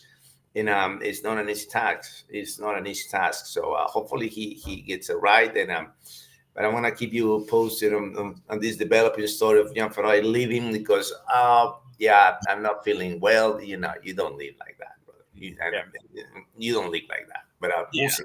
Yeah, the swagger that it is attached to that particular to that particular individual. We'll see what happens there. Since we're in South America, we do need to go to Portugal and do transfers and things like that. Yesterday we spent hour number 1 discussing the Thiago Almada transfer, and I wanted to get your thoughts on this, because it appears right now. We don't have this picture yet. We don't have that picture yet. But it appears that Thiago Almada is going to Atletico de Madrid from Botafogo for a really weird looking fee. It's like 50% of the pass for 20 plus 4 or 21 plus 4, something like that. They sign him to a 5. If they don't move him on in 3, they have to purchase the other 50% for 10 million. I mean, it's an odd look for a transaction. But because of the financial situation for Eagle Football Holdings, where they owe Atlanta United 21 plus 4 and maybe close to 30 if this deal goes through because of sell-ons and such, I think Botafogo is under a 3-window transfer ban right now, according to FIFA, but I think it's under appeal. Do you have, off the top of your head, what is the vibe right now when it comes to football in Brazil, where Botafogo is concerned, and where they are in the hierarchy, and how hamstrung is Botafogo right now with everything going on because John Textor doesn't want to pay his bills and wants to gum everything up in court? Wow. Yeah. Wow. You want something else to think about for a week? Do that. I know. How? I mean, it's business, right? It's business. You just try to find the loopholes. It's all about the loopholes here. Yeah. Right. And but the thing is that they got the money. I mean, the thing is, I don't wanna. I mean, I got money, but I don't want to pay you because why? Why? What's the reason behind? I'm sorry, I want to say the word. I don't care because it's just crooked. It's just crooked, brother. It is. Let's call the things by their names. The crooked individuals, and hopefully we're gonna keep hearing from this. I would say hopefully not keep hearing from this, but we will because the way that these Eagle holding things are managing, they're shady. They're just shady. And the thing in Brazil is like we talked about the money that they handle in Brazil. Right? We're talking about $2 billion in TV rights. Mm-hmm.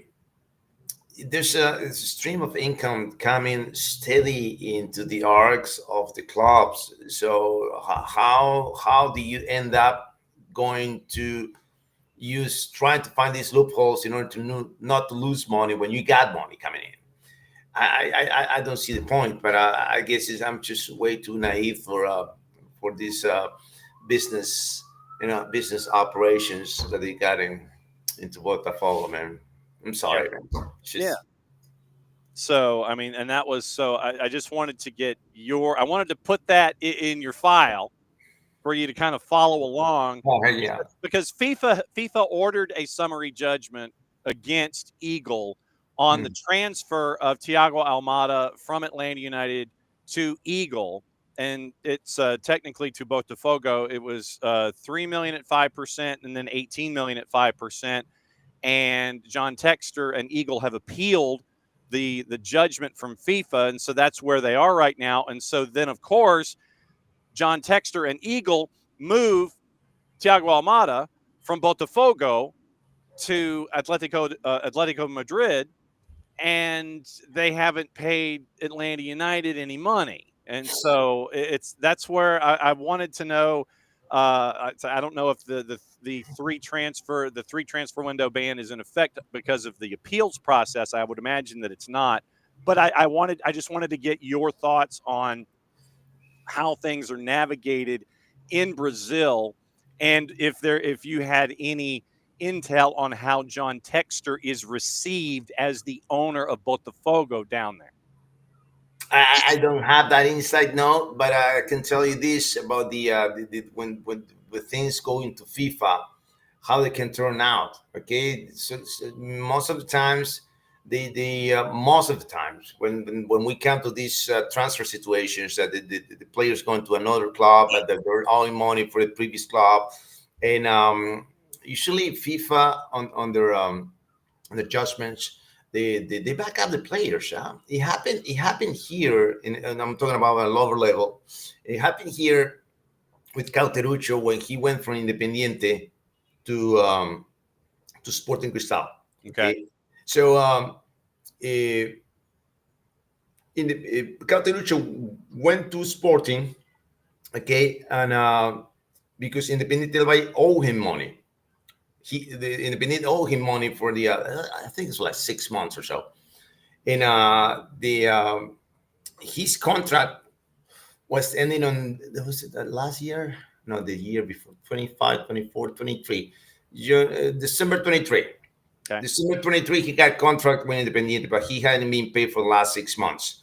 So he decided, you know what, you're not paying me, I'm going to leave. And then Sporting Cristal got signing the papers, but then Independiente del Valle appealed to FIFA, but Cauteruccio counter appeal because you're not paying me, I'm going to go because you're not paying me even when I'm under contract.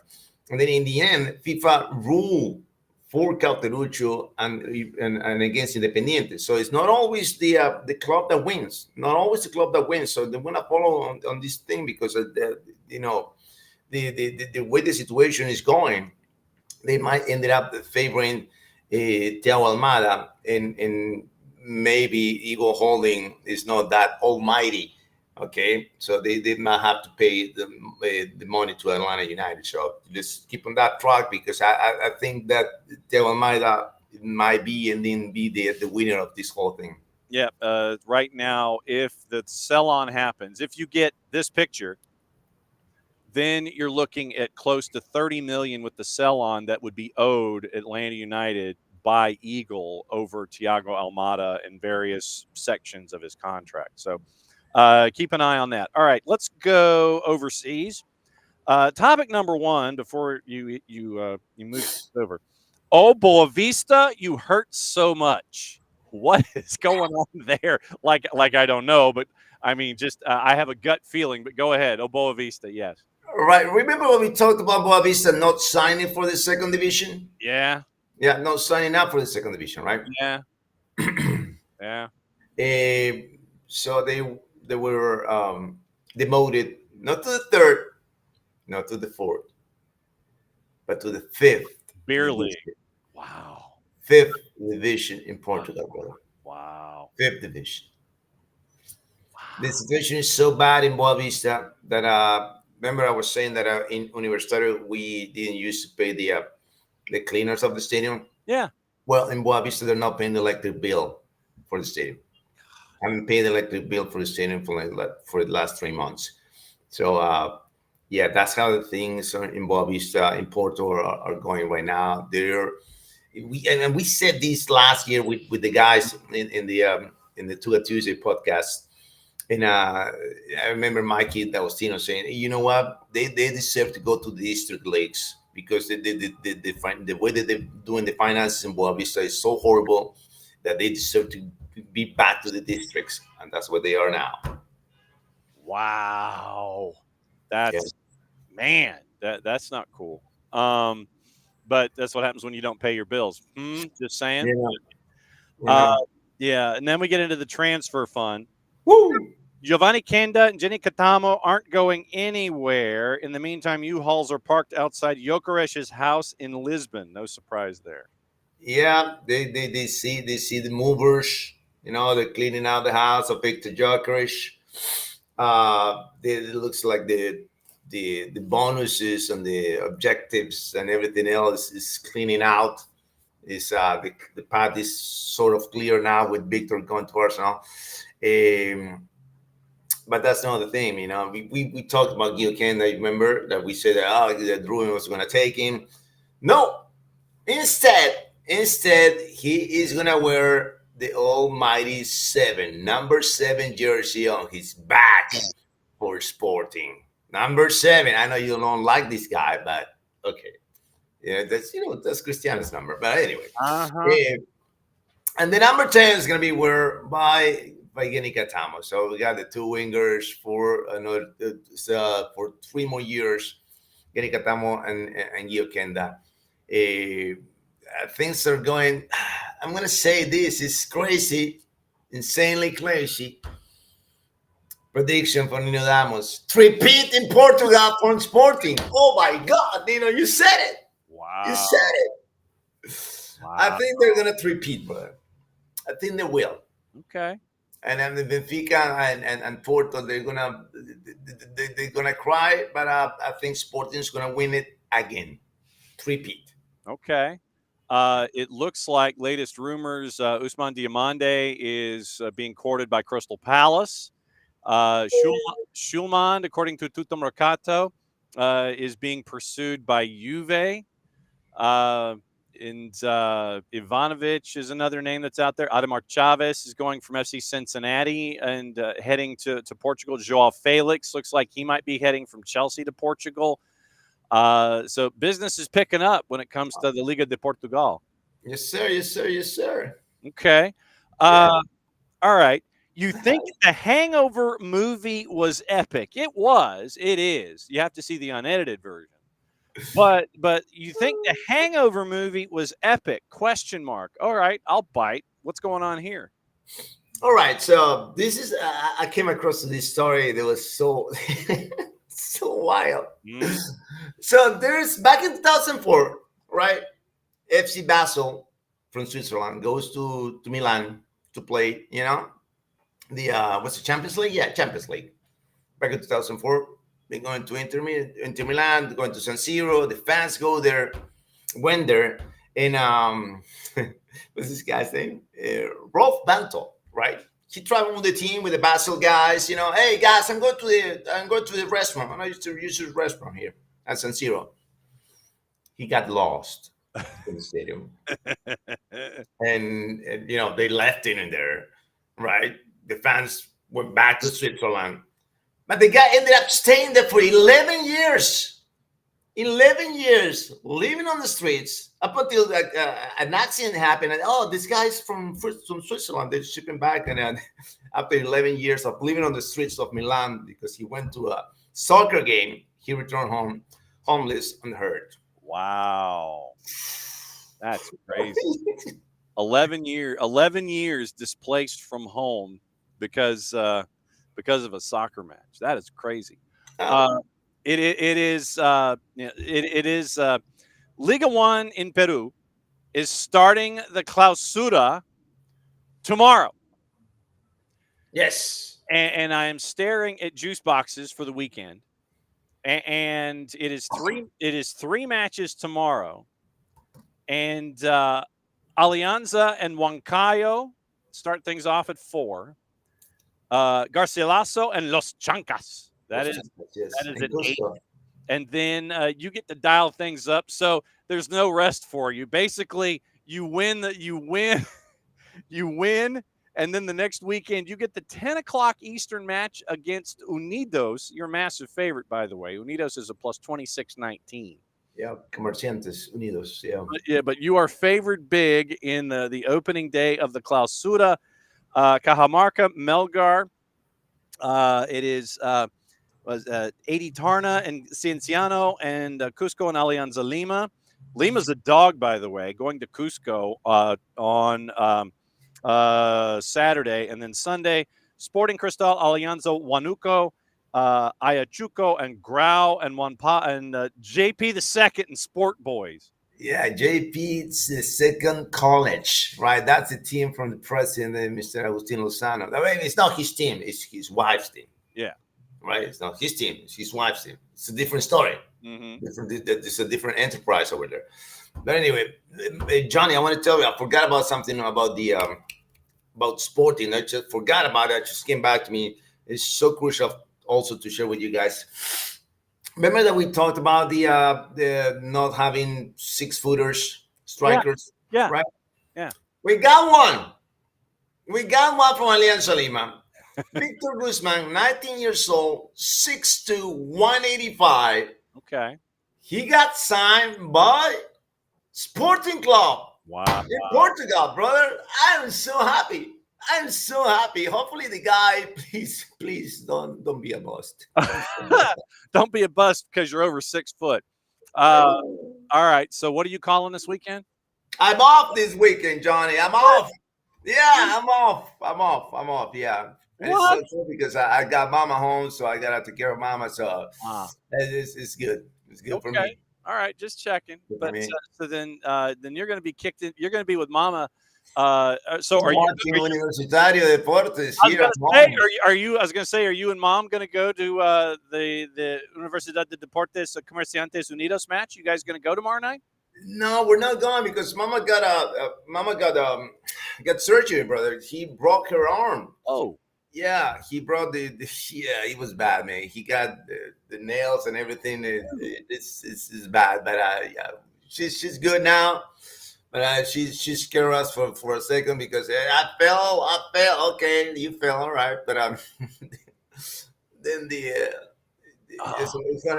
was an exposed fracture. Oh, yeah. Oh, yeah. So she got she's good now, but she had to go to surgery and she's here. So she's not going to the stadium like she always does when I'm off. I always go to the stadium with mama. Okay. But no, this time we're gonna watch her at home. When I watch her here at home quietly. No, not quietly, but Yeah. Yes. Just so enjoy the week off. Enjoy your time with your mom. And you know that we'll catch back up with you again this time next week. We'll talk about things. We'll talk about stuff. And we'll go fully loaded. As always, my friend, it is great to see you. Great to catch up with you. Love you very much. And go spend time with family, okay? Yes, sir. Yes, sir. Yes, sir. Thank you, guys. Thank you for having me. And we'll see you next week. You got it, Nino Torres from GOLTV. He's fully loaded, and he's going to go spend time with his mom because when mom's there, you got to go spend time with your mom. What do you want to bet? What do you want to bet that there will be a conversation had tomorrow night around dinner time? His mom, I bet you his mom, about dinner time, is going to sit there and say, "Hey, what's all the noise? What's all the noise? What's all the partying going on?" Knowing his mom, she's probably going to sit there and think for about half a second, "Hey, yeah, let's go to the match." Guarantee you, she'll probably at dinner time, she'll feel comfortable. She'll be locked in. She's like, "Hey, let's go be a part of the party." Guarantee you. And so next week, when Nino comes in, we will see if Nino's mom had FOMO, fear of missing out, and they end up going to the match just because I'm looking at him in the green room and he's already sitting there going, "Yeah, it's probably going to happen." So, but you know what? Considering what his mom has been able to pull in the past about tour buses and players and going in entryways and things like that are only reserved for like the special VIPs, if she's got a sling, if she's got the wing kind of tucked in and she's in a sling, and she goes and does the same things that she's been doing in the past, look. They're going to go to the match. She's going to be in a sling. She's going to be the center of attention. Everyone is going to dote on her, and Nino won't have to do a thing. Nino will not have to do a thing. Everyone in that barn will take care of his mom if they go to the match because of what his mom has done in the past. Guarantee you that is going to happen. So we'll find out next week if that is, in fact, what's going to happen or what happened tomorrow night with the beginning of the Clausura Universidad Deportes and Comerciantes Unidos, the late game tomorrow night as the Liga Uno Clausura starts in Peru. All right. Niko's going to join us tomorrow at 10:30 because of everything going on at the Providence and Swedish Bouncy House and Pizza Emporium. And so he's going to catch us up there, and we're going to preview the weekend with him. Tomorrow, once again, it is Chattanooga FC women's coach Juan Hernandez joining us from Stillwater, Oklahoma, chasing our friends from Beyond Goals Mentoring, chasing our friends from Major League Soccer. Niko is going to join us at 10:30 tomorrow to preview the weekend. Let's get you into what happened last night with Atlanta United and with Chicago Fire. We'll roll through that match, roll through the highlights if you missed them as we had opening kickoff this morning. We'll also go through all your transfer news and your schedule. your early juice boxes for the weekend. We'll see how they change. We'll go through the scores from last night, and we'll get you ready for everything going on. All right, so after the Accidental Olympico, starring Gina Davis and Daniel Day-Lewis. Swear to God, that's what it's. The Accidental Olympico. Second minute, Zinkernagel scores off a corner. Andrew Gutman is fronting Brad Gazan. Gutman ducks. Brad's like, oh-ish, and the ball goes past him, and it goes in the net to the far post. It's 1-0. So then after that, you end up with 1-0 at the break. It's not 1-0 at the break for long. Our buddy off a corner, off a rush, sorry, the other way. Off a rush from Bartosz Slisz, you end up with this moment for the equalizer from Alexei Miranchuk. Mike and Jason on the call, 92.9 The Game in the Odyssey app. Clear. And Chicago now countering 2v3 down the right wing. Good play. Bartosz Slisz dispossessing Zinkernagel. Taking it back up the near touchline. Slaloming into the attacking third left side. Square ball to the top of the arc. Almiron to Miranchuk, right side of the 18. He'll shoot. Off the post and in!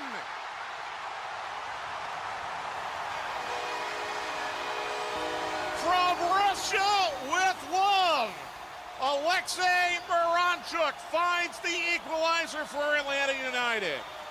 1-1 at that point, and then Haile Selassie scores to make it 2-1. Atlanta United chasing, and substitutes come in, including homegrown hometown, Will Riley, 90+4. Will Riley does this off the corner, and that was where my first thought was with Alexei Miranchuk. Corner kick, 90+4. AM 5-9 with the send in. You get this moment. Once again, 92.9 The Game in the Odyssey app. Alexei puts his arm in the air and drops it. Sends it into the penalty spot. It's loose in the goal. Now score! Stabbed into the net by Will Riley. How about that for your first MLS goal? Chicago could not clear the corner, and Riley from inside the 6 with a slam dunk to maybe steal a point for Atlanta United. Ends up stealing a point for Atlanta United. And so Atlanta United, 12 points out of the playoff chase. You got to get some wins. These ones have to turn into threes, 12 matches to go regular season. So yesterday in Major League Soccer, in addition to Atlanta United, what happened was this. Start with the early games. Philadelphia over Montreal 2-1. Philadelphia favored at a -238. Red Bulls put 5 on the Revs at a -116, 5-3 final. One of the stunners of the day, FC Cincinnati, and Messi and friends put out first class, first choice. 3-0 FC Cincinnati, Evander with a brace at a +167. They were the dog in that. Charlotte, we had Will Palasczuk on in hour number 1 to talk about DC. DC's like Marshawn Lynch. I'm just here so I don't get fined. Charlotte gets the win 2-1. Pep Biel a brace in 4 minutes of game time, 25 minutes of actual time on the clock. 44th and the 48th, both sides of halftime. Pep Biel's on a bit of a run right now. 2-1 final over DC United. DC ended up at a +519 at kickoff. We know what happened with Atlanta United. Chicago Fire. The draw was a +293. NYC comes back, beats the purple team in Middle Florida at a +358, 2-1. Nashville shut out Crew 3-0. That was another surprise. Probably the margin, not necessarily the result, considering that Nashville was a +102. LAFC scores the 1 goal in the match, beats Minnesota United 1-0. They were the dog at a +204. Vancouver at a +270 on the road at Houston, put up 3 to win it 3-0. Sounders in Colorado, once again, we'll talk to Niko about it tomorrow. 3-3 draw at a +315. San Jose and FCD at a +357, a 2-2 draw there as well. Toronto FC, once again, early penalty kick at a +552 in the composite. Beat San Diego FC by the score of 1-0. Injuries for San Diego FC in the midfield and on defense. Got to keep an eye on that for the weekend. RSL shuts out Portland by the score of 1-0. They were the dog on the road at a +188. Austin found goals. Of course, it was at LAG. Austin basically a plus 300, goes to LAG, wins 2-1. LAG a minus 120 in that matchup. So much for that idea. So that means that after last night, here's how things stand in the standings. I was trying to figure out a different way to say it. Eastern Conference, Philadelphia's at 46. This, I guess, is that main group that we talk about. Philadelphia's at 46 points, 23 matches. Cincinnati, 23 matches, 45 points. Nashville, 23 matches, 44 points. Miami, still 3 matches in hand, can climb over all 4 of Philadelphia, Cincinnati, Nashville, and Columbus if they win those 3 when they're in the schedule compression. Columbus is 4th, 41 points, 23 matches played. We mentioned Messi and friends at 38. I include them in that opening group because of the matches in hand. Purple team, 35 points at 23 matches. NYC, match in hand, 34 points, 22 matches played, 10 wins. Red Bulls, 33 points, 23 matches played, 9-8-6. Charlotte, 32 points, 10-11-2, 32 points. They're the chase group. That's your playoffs right now as things stand. Chicago below the playoff bar at 29 points. They could have used those other 2 last night. Didn't happen. They are now 6-5-1 away from home this year, 2-4-4 at the Spaceship. 29 points to Chicago. New England, 22 matches played, and this is a lot of these folks have 22 matches played below the playoff bar currently. New England, 25 points. Toronto, 21-5 wins. Atlanta, 20-4 wins at 4-10-8. DC United, 19 points, 4-12-7. They have scored 19 goals this year, 43 allowed. And then CF Montreal, 15 points, 3-14-6, 20 goals scored. Mathieu Choinière, picked up by LAFC from Grasshopper. That's a solid pickup. Remember, Aaron Long out for the year on the back line. You pick up Mathieu Choinière to help you out. That's a good pickup for them. That's the Eastern Conference right now. Western Conference, San Diego with the loss. Their gap space between themselves and Vancouver takes a hit. Vancouver's 22 matches played, so Vancouver match in hand and 41 points. Minnesota, 23 matches played, 40 points. That's your lead group. First chase group, LAFC's at 35 points, but they have 2 or 3 matches in hand, depending on who we're talking about. So if they win out, they would be top of the West by 2 points. 35-9 is 44.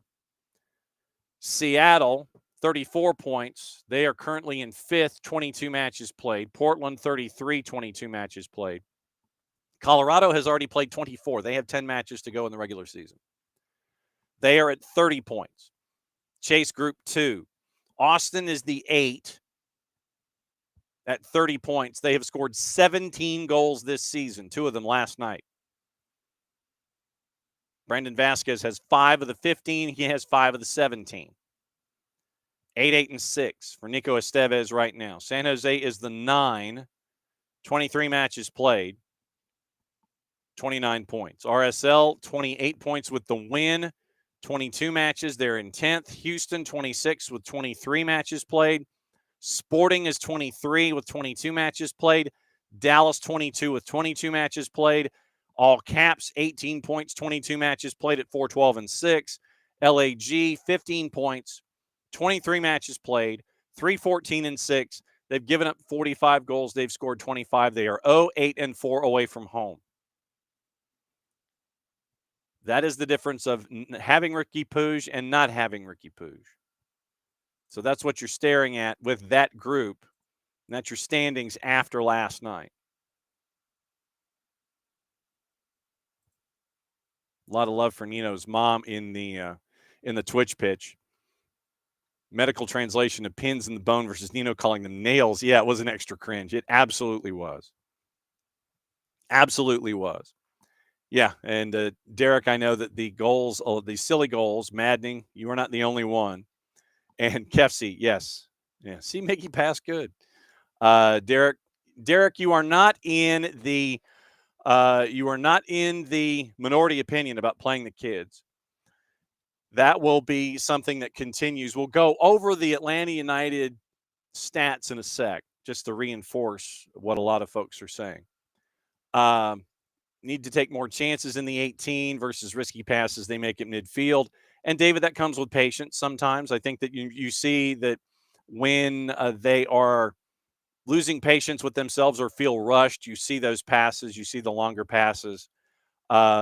Frankly, I know that a lot of times you'd sit there and you look at them inside the 18, you just want to wind up and have them wind up and shoot a lot of the time instead of thinking too much, pulling it back out and having to regroup outside the 18. And then David reminds us about the purple team NYC ending. And hang on just a second. Since I didn't see the purple team NYC ending, I have to see what happened here. Let me see if it was something later than late.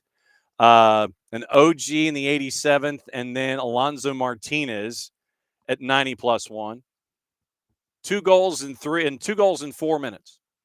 NYC turn around and get the win. So, all right, let's get into the numbers for Atlanta United and the stats on the night going up against Chicago. And I'll go through some of the greatest hits of players and such. So, starting lineup once again for Atlanta in the 4-2-3-1, Brad in net and Mike calling him Hamburglar Stuck. Literally, I know that a lot of folks probably of a younger generation are going to have to look that one up. They go, Hamburglar what? Do a Google search, Hamburglar McDonald's. Literally, the only thing missing was the hat. That would be good. If Brad came to practice one day while he's still being forced to wear the mask, if he wore like the wide brim black hat and the mask, that would be perfect. It'd be beyond perfect. By the way, Atlanta prohibited favorite at home on the weekend at a +106 going up against Charlotte, who's a +224. Brad in net finished with a 7.7 on SofaScore. Back four, Amador, Abram, Efren Morales, and Brooks Lennon. Your 2 in front of them, your 2 sixes, Tristan Muyumba, Bart Sleesh. Bart Sleesh was my player of the match. I'll tell you why in a sec. Midfield, Saba, Miranchuk, Miggy, and Latelat up top. Going up against the lineup of Chris Brady in net, who looked gassed by the time Atlanta was making subs late second half. Gutman, Elliott, Rogers, and Johnny Dean, the little ball of hate. And I mean that in the most positive way possible. Gutierrez, Davila, and Orahel. Bamba, Kuipers, Zinkernagel, 4-3-3, 4-3-2-1, however you want to phrase it. So Brad last night punched a 7.7, for those of you that missed it, according to our friends at SofaScore. 6 saves on the night. 5 saves inside the 18, 2 early challenges in the first 4 minutes. One that was shot right at his face, and the other was shot by Jonathan Bamba. 2 saves in the first 4 minutes. Then that should tell you what the defense did for most of the evening going up against Chicago. After that, literally, it was 3 saves from inside the box, 4 more saves for the remainder of the 86 minutes of the match. 34 touches, 21 of 23 passing for Brad, 91%, 4 of 6 on long balls, 1 clear. That was Brad's night. I continue to talk up Efren Morales. Here's why. Played the full 90, 4 clearances, 1 block, 2 tackles, 1 dribble pass, 6 of 8 on his duels. Won both his aerial duels, was 4 of 6 on the ground. Fouled 1 time, 100 touches, 82 of 88 passing at 93%. 1 of 5 on long balls. 1 for 1 on the dribble. Bart Sleesh, who I know at one point had 5.82 miles run, and that was with about 20 minutes to go. I don't know what his final number was. I would imagine it's somewhere close to 7 miles trekked. So Bart, on the night, played the full 90, 75 touches, 53 of 56 passing, 95%. 3 for 3 on long balls, 1 shot on target, 1 for 3 on the dribble, 7 of 15 on ground duels. Fouled 3 times, 2 clearances, 3 picks, 3 tackles, and 3 dribbled past. Those happen in transition moments where basically the game was turned into chaos and turned into a tennis match. But Bart Slieš continues, for me anyway, to show both in his actions on the field and demonstrably when plays are over that he gives an ish and gives more than just the one ish. He's the one who's fired up the entire time and running his ass off. I want Efren Morales and Bart Slieš cloned in the midfield and on defense. Saba 7-1, Palasczuk 7-1, Miggy 7-3, Latte Lotta 6.6. Substitutions for Ronnie Dyla. Luke Brennan came in, gave you 20. Remember, Luke had the one pass toward Jamal. That was a header over the bar, a chance late. Will Riley, obviously, with the goal, played 20 minutes, subbed in for Tristan. Jamal came in, gave you 20. Matt Edwards subbed for Brooks. Togashi came in, subbed for Luis Abram as Ronnie Dyla went for offense and chased after an equalizer. On the bench, Noah Ronald and Mateus Click. So I will be intrigued to see what this lineup looks like. Obviously, you have a week after the Charlotte match to get squared away when Seattle comes to town. I imagine that it's probably going to look pretty much the same when it comes to the starting 11, but we will see. I imagine Bart Slieš is probably spending most of the day in recovery and regen and in cold tubs and saunas and just taking it easy, relatively speaking. So that was the team numbers or the individual numbers. Team stats on the night as they load. 52-48 possession for Atlanta United. Not that necessarily matters. 4 big chances to 2 for Chicago. 14 total shots to 10 for Chicago. Brad had 6 saves. Chris Brady had 2. 7 corners. Fire had 4. 17 fouls, a low number called by Sergei Demyanchuk. Traditionally, it's a very, very low number. And so 17 fouls called. Let me see where Sergei is. I think it's FB Ref. Fouls called per match, MLS. Let me see. I think it's FB Ref that gives me those. I think it is. Is it a? It's no. I think it's FB Ref, but don't quote me. FB Ref. Let me see if they give me Sergei Demyanchuk numbers. No, they don't. Players, clubs, comps, matches, awards, countries, stat head. No, it's stat head, team, season, clubs. Stat head FB Ref is a subscription thing, so that is definitely not it. So who calls the most fouls in Major League Soccer? Major League Soccer. Diego Chara.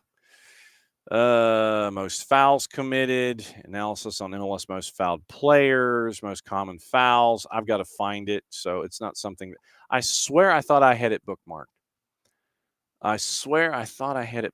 Who was it? Who scored? Oh yeah, here we go. Ref stats. It's on who scored. Thank you. Okay. Fouls per game in 2025. Sergei Demyanchuk is 8th, believe it or not, averaging 27.5 calls per match, and he only called 17 in the matchup with Atlanta and Chicago. Interesting. Greg Dopka called 42 in his one match this season. Rosendo Ovalle called 34. Remy Tuchon, 32. Michael Vene in his one match called 31. Eligio Odeguin called averages 30.67. Alyssa Pennington was in the middle last night for San Diego, and she calls 28 on average. Joe Dickerson calls just under 28.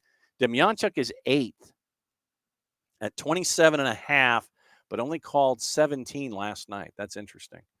Tackles 14-8 Atlanta. Free kicks 11-6 to Chicago.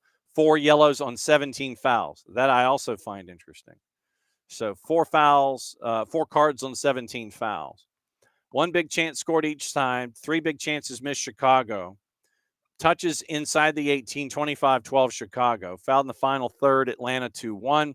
Offside 2-1. 28-25 ground duels to Chicago. 3 of 6 each side in the air.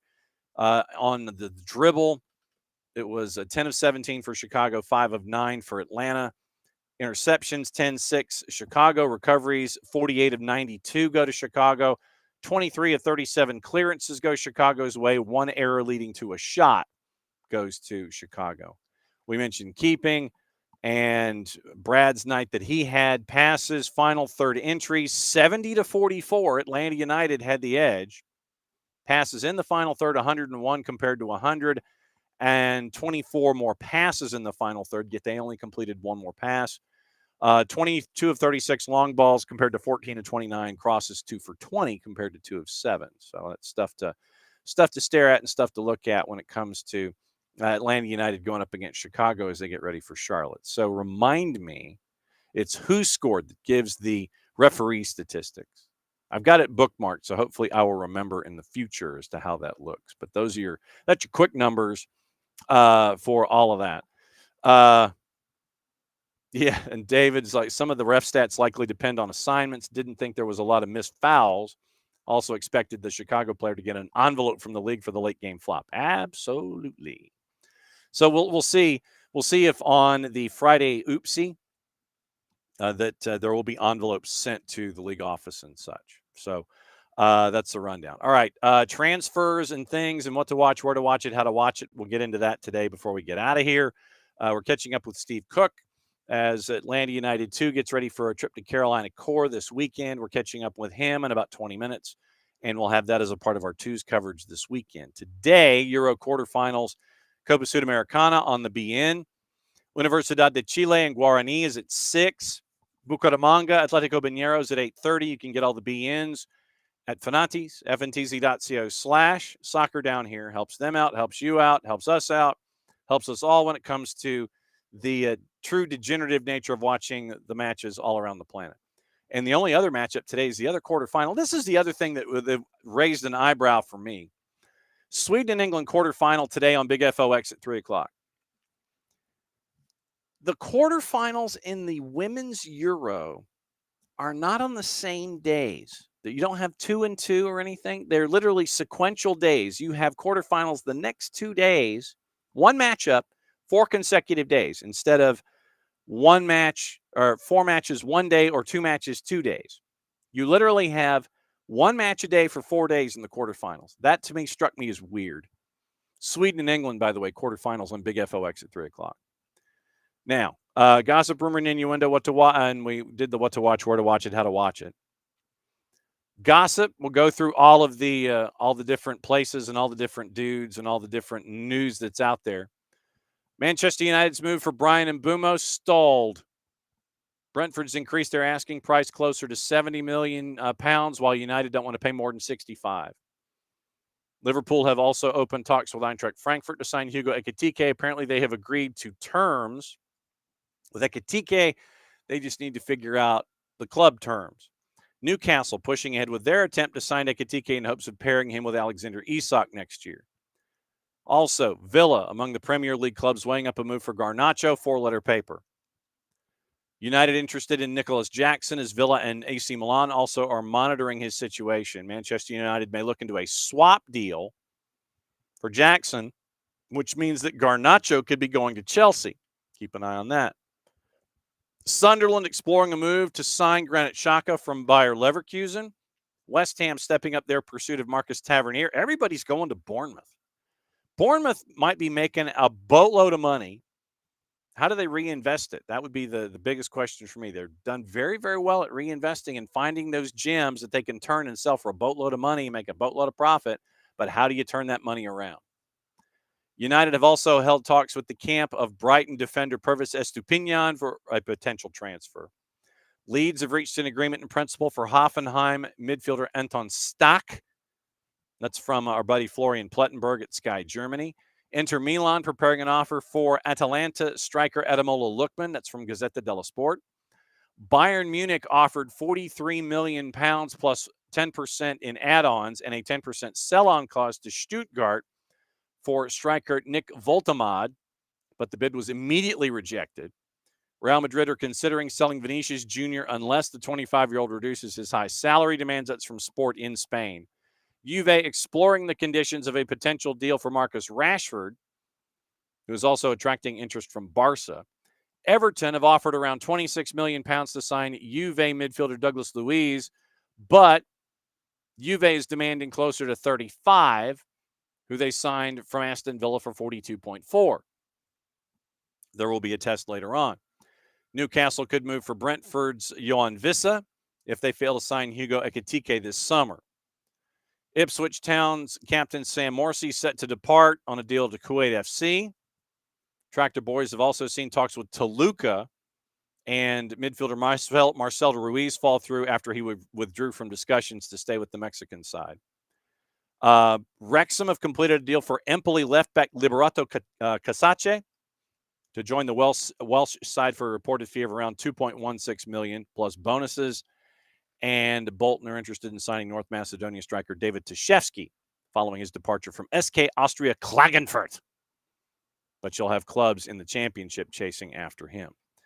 Thomas Wiesner, originally supposed to join in the previous window to Houston, but due to an injury, the Dynamo held off today. Players flown to the U.S. to undergo medical tests, according to some sources, and close to joining his Czech teammate Andre Linger. Glenn Davis says his sources tell him the story has legs.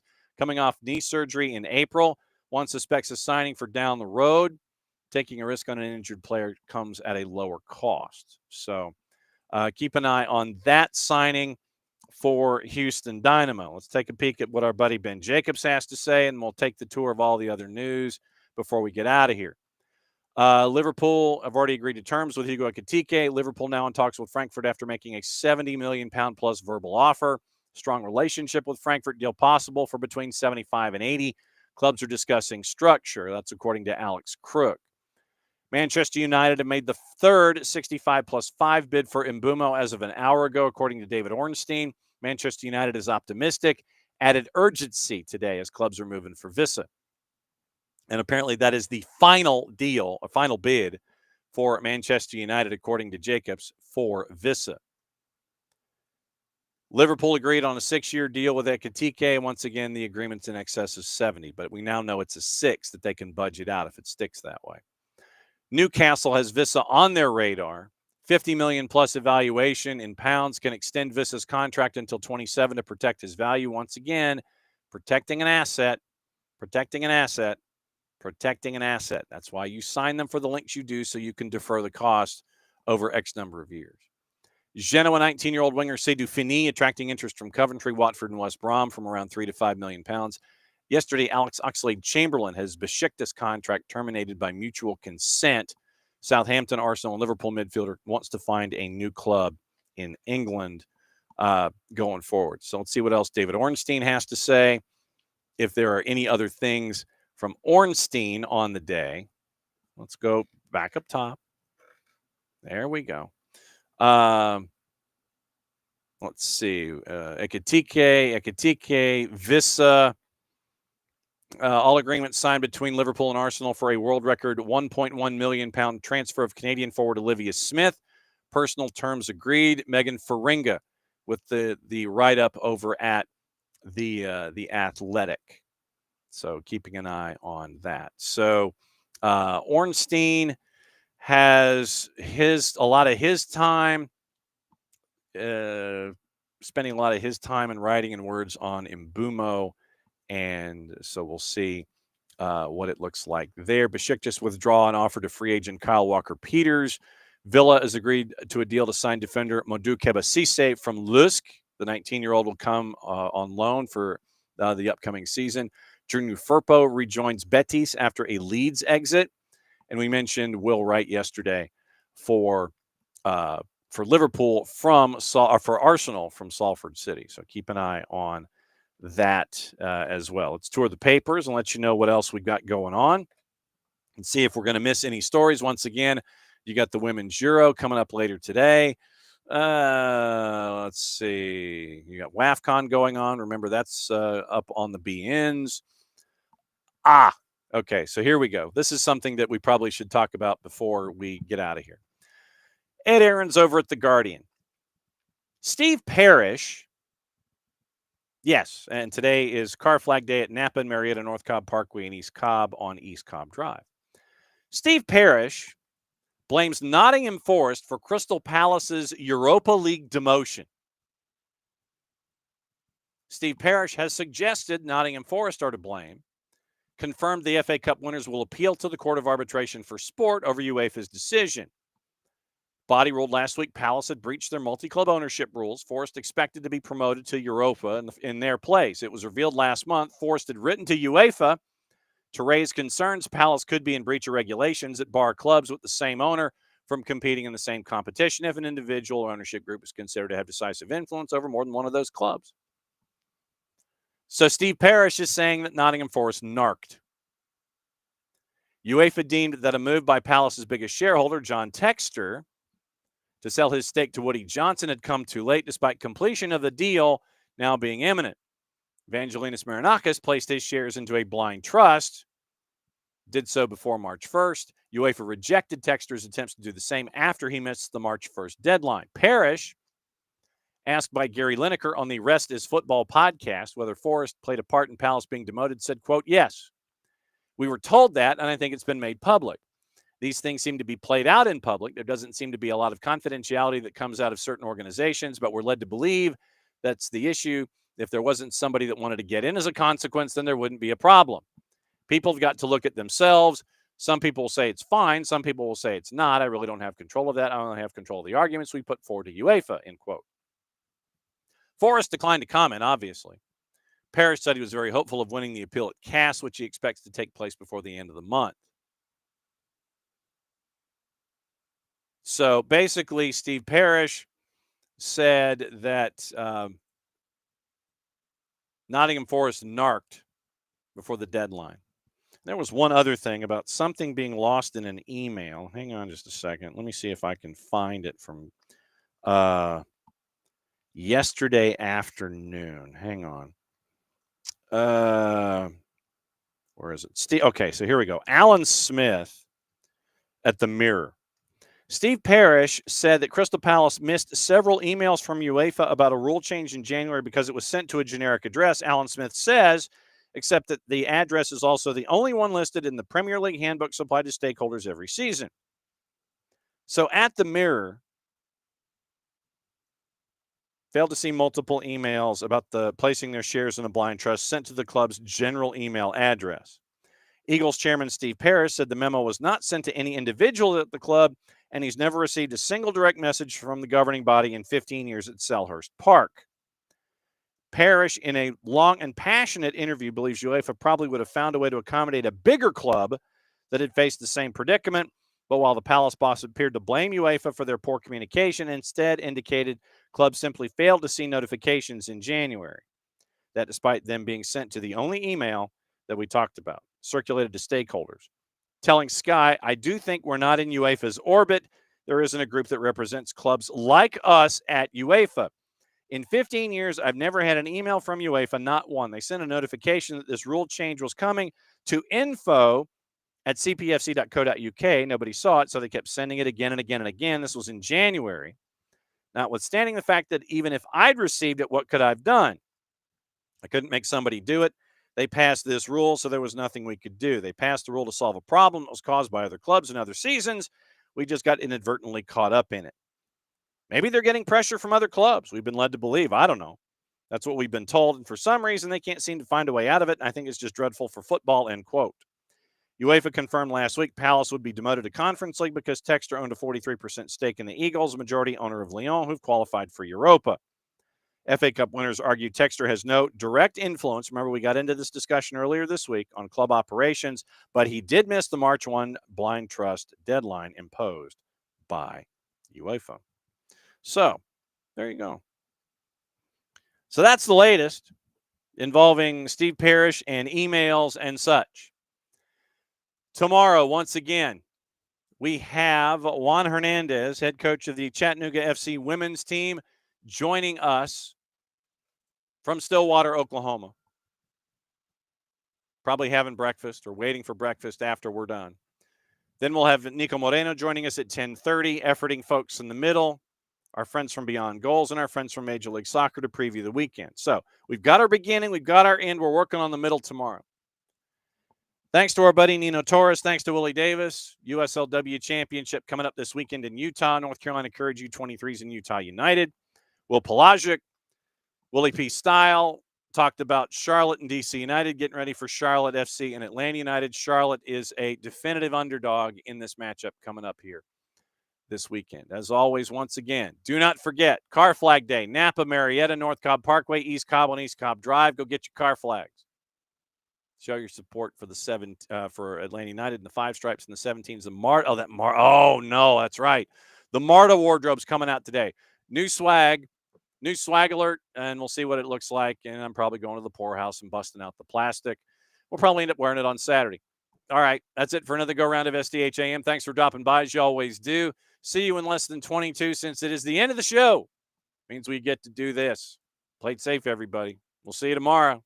Probably see you later today, too, just in passing and on social media. Be safe, everybody. See you later.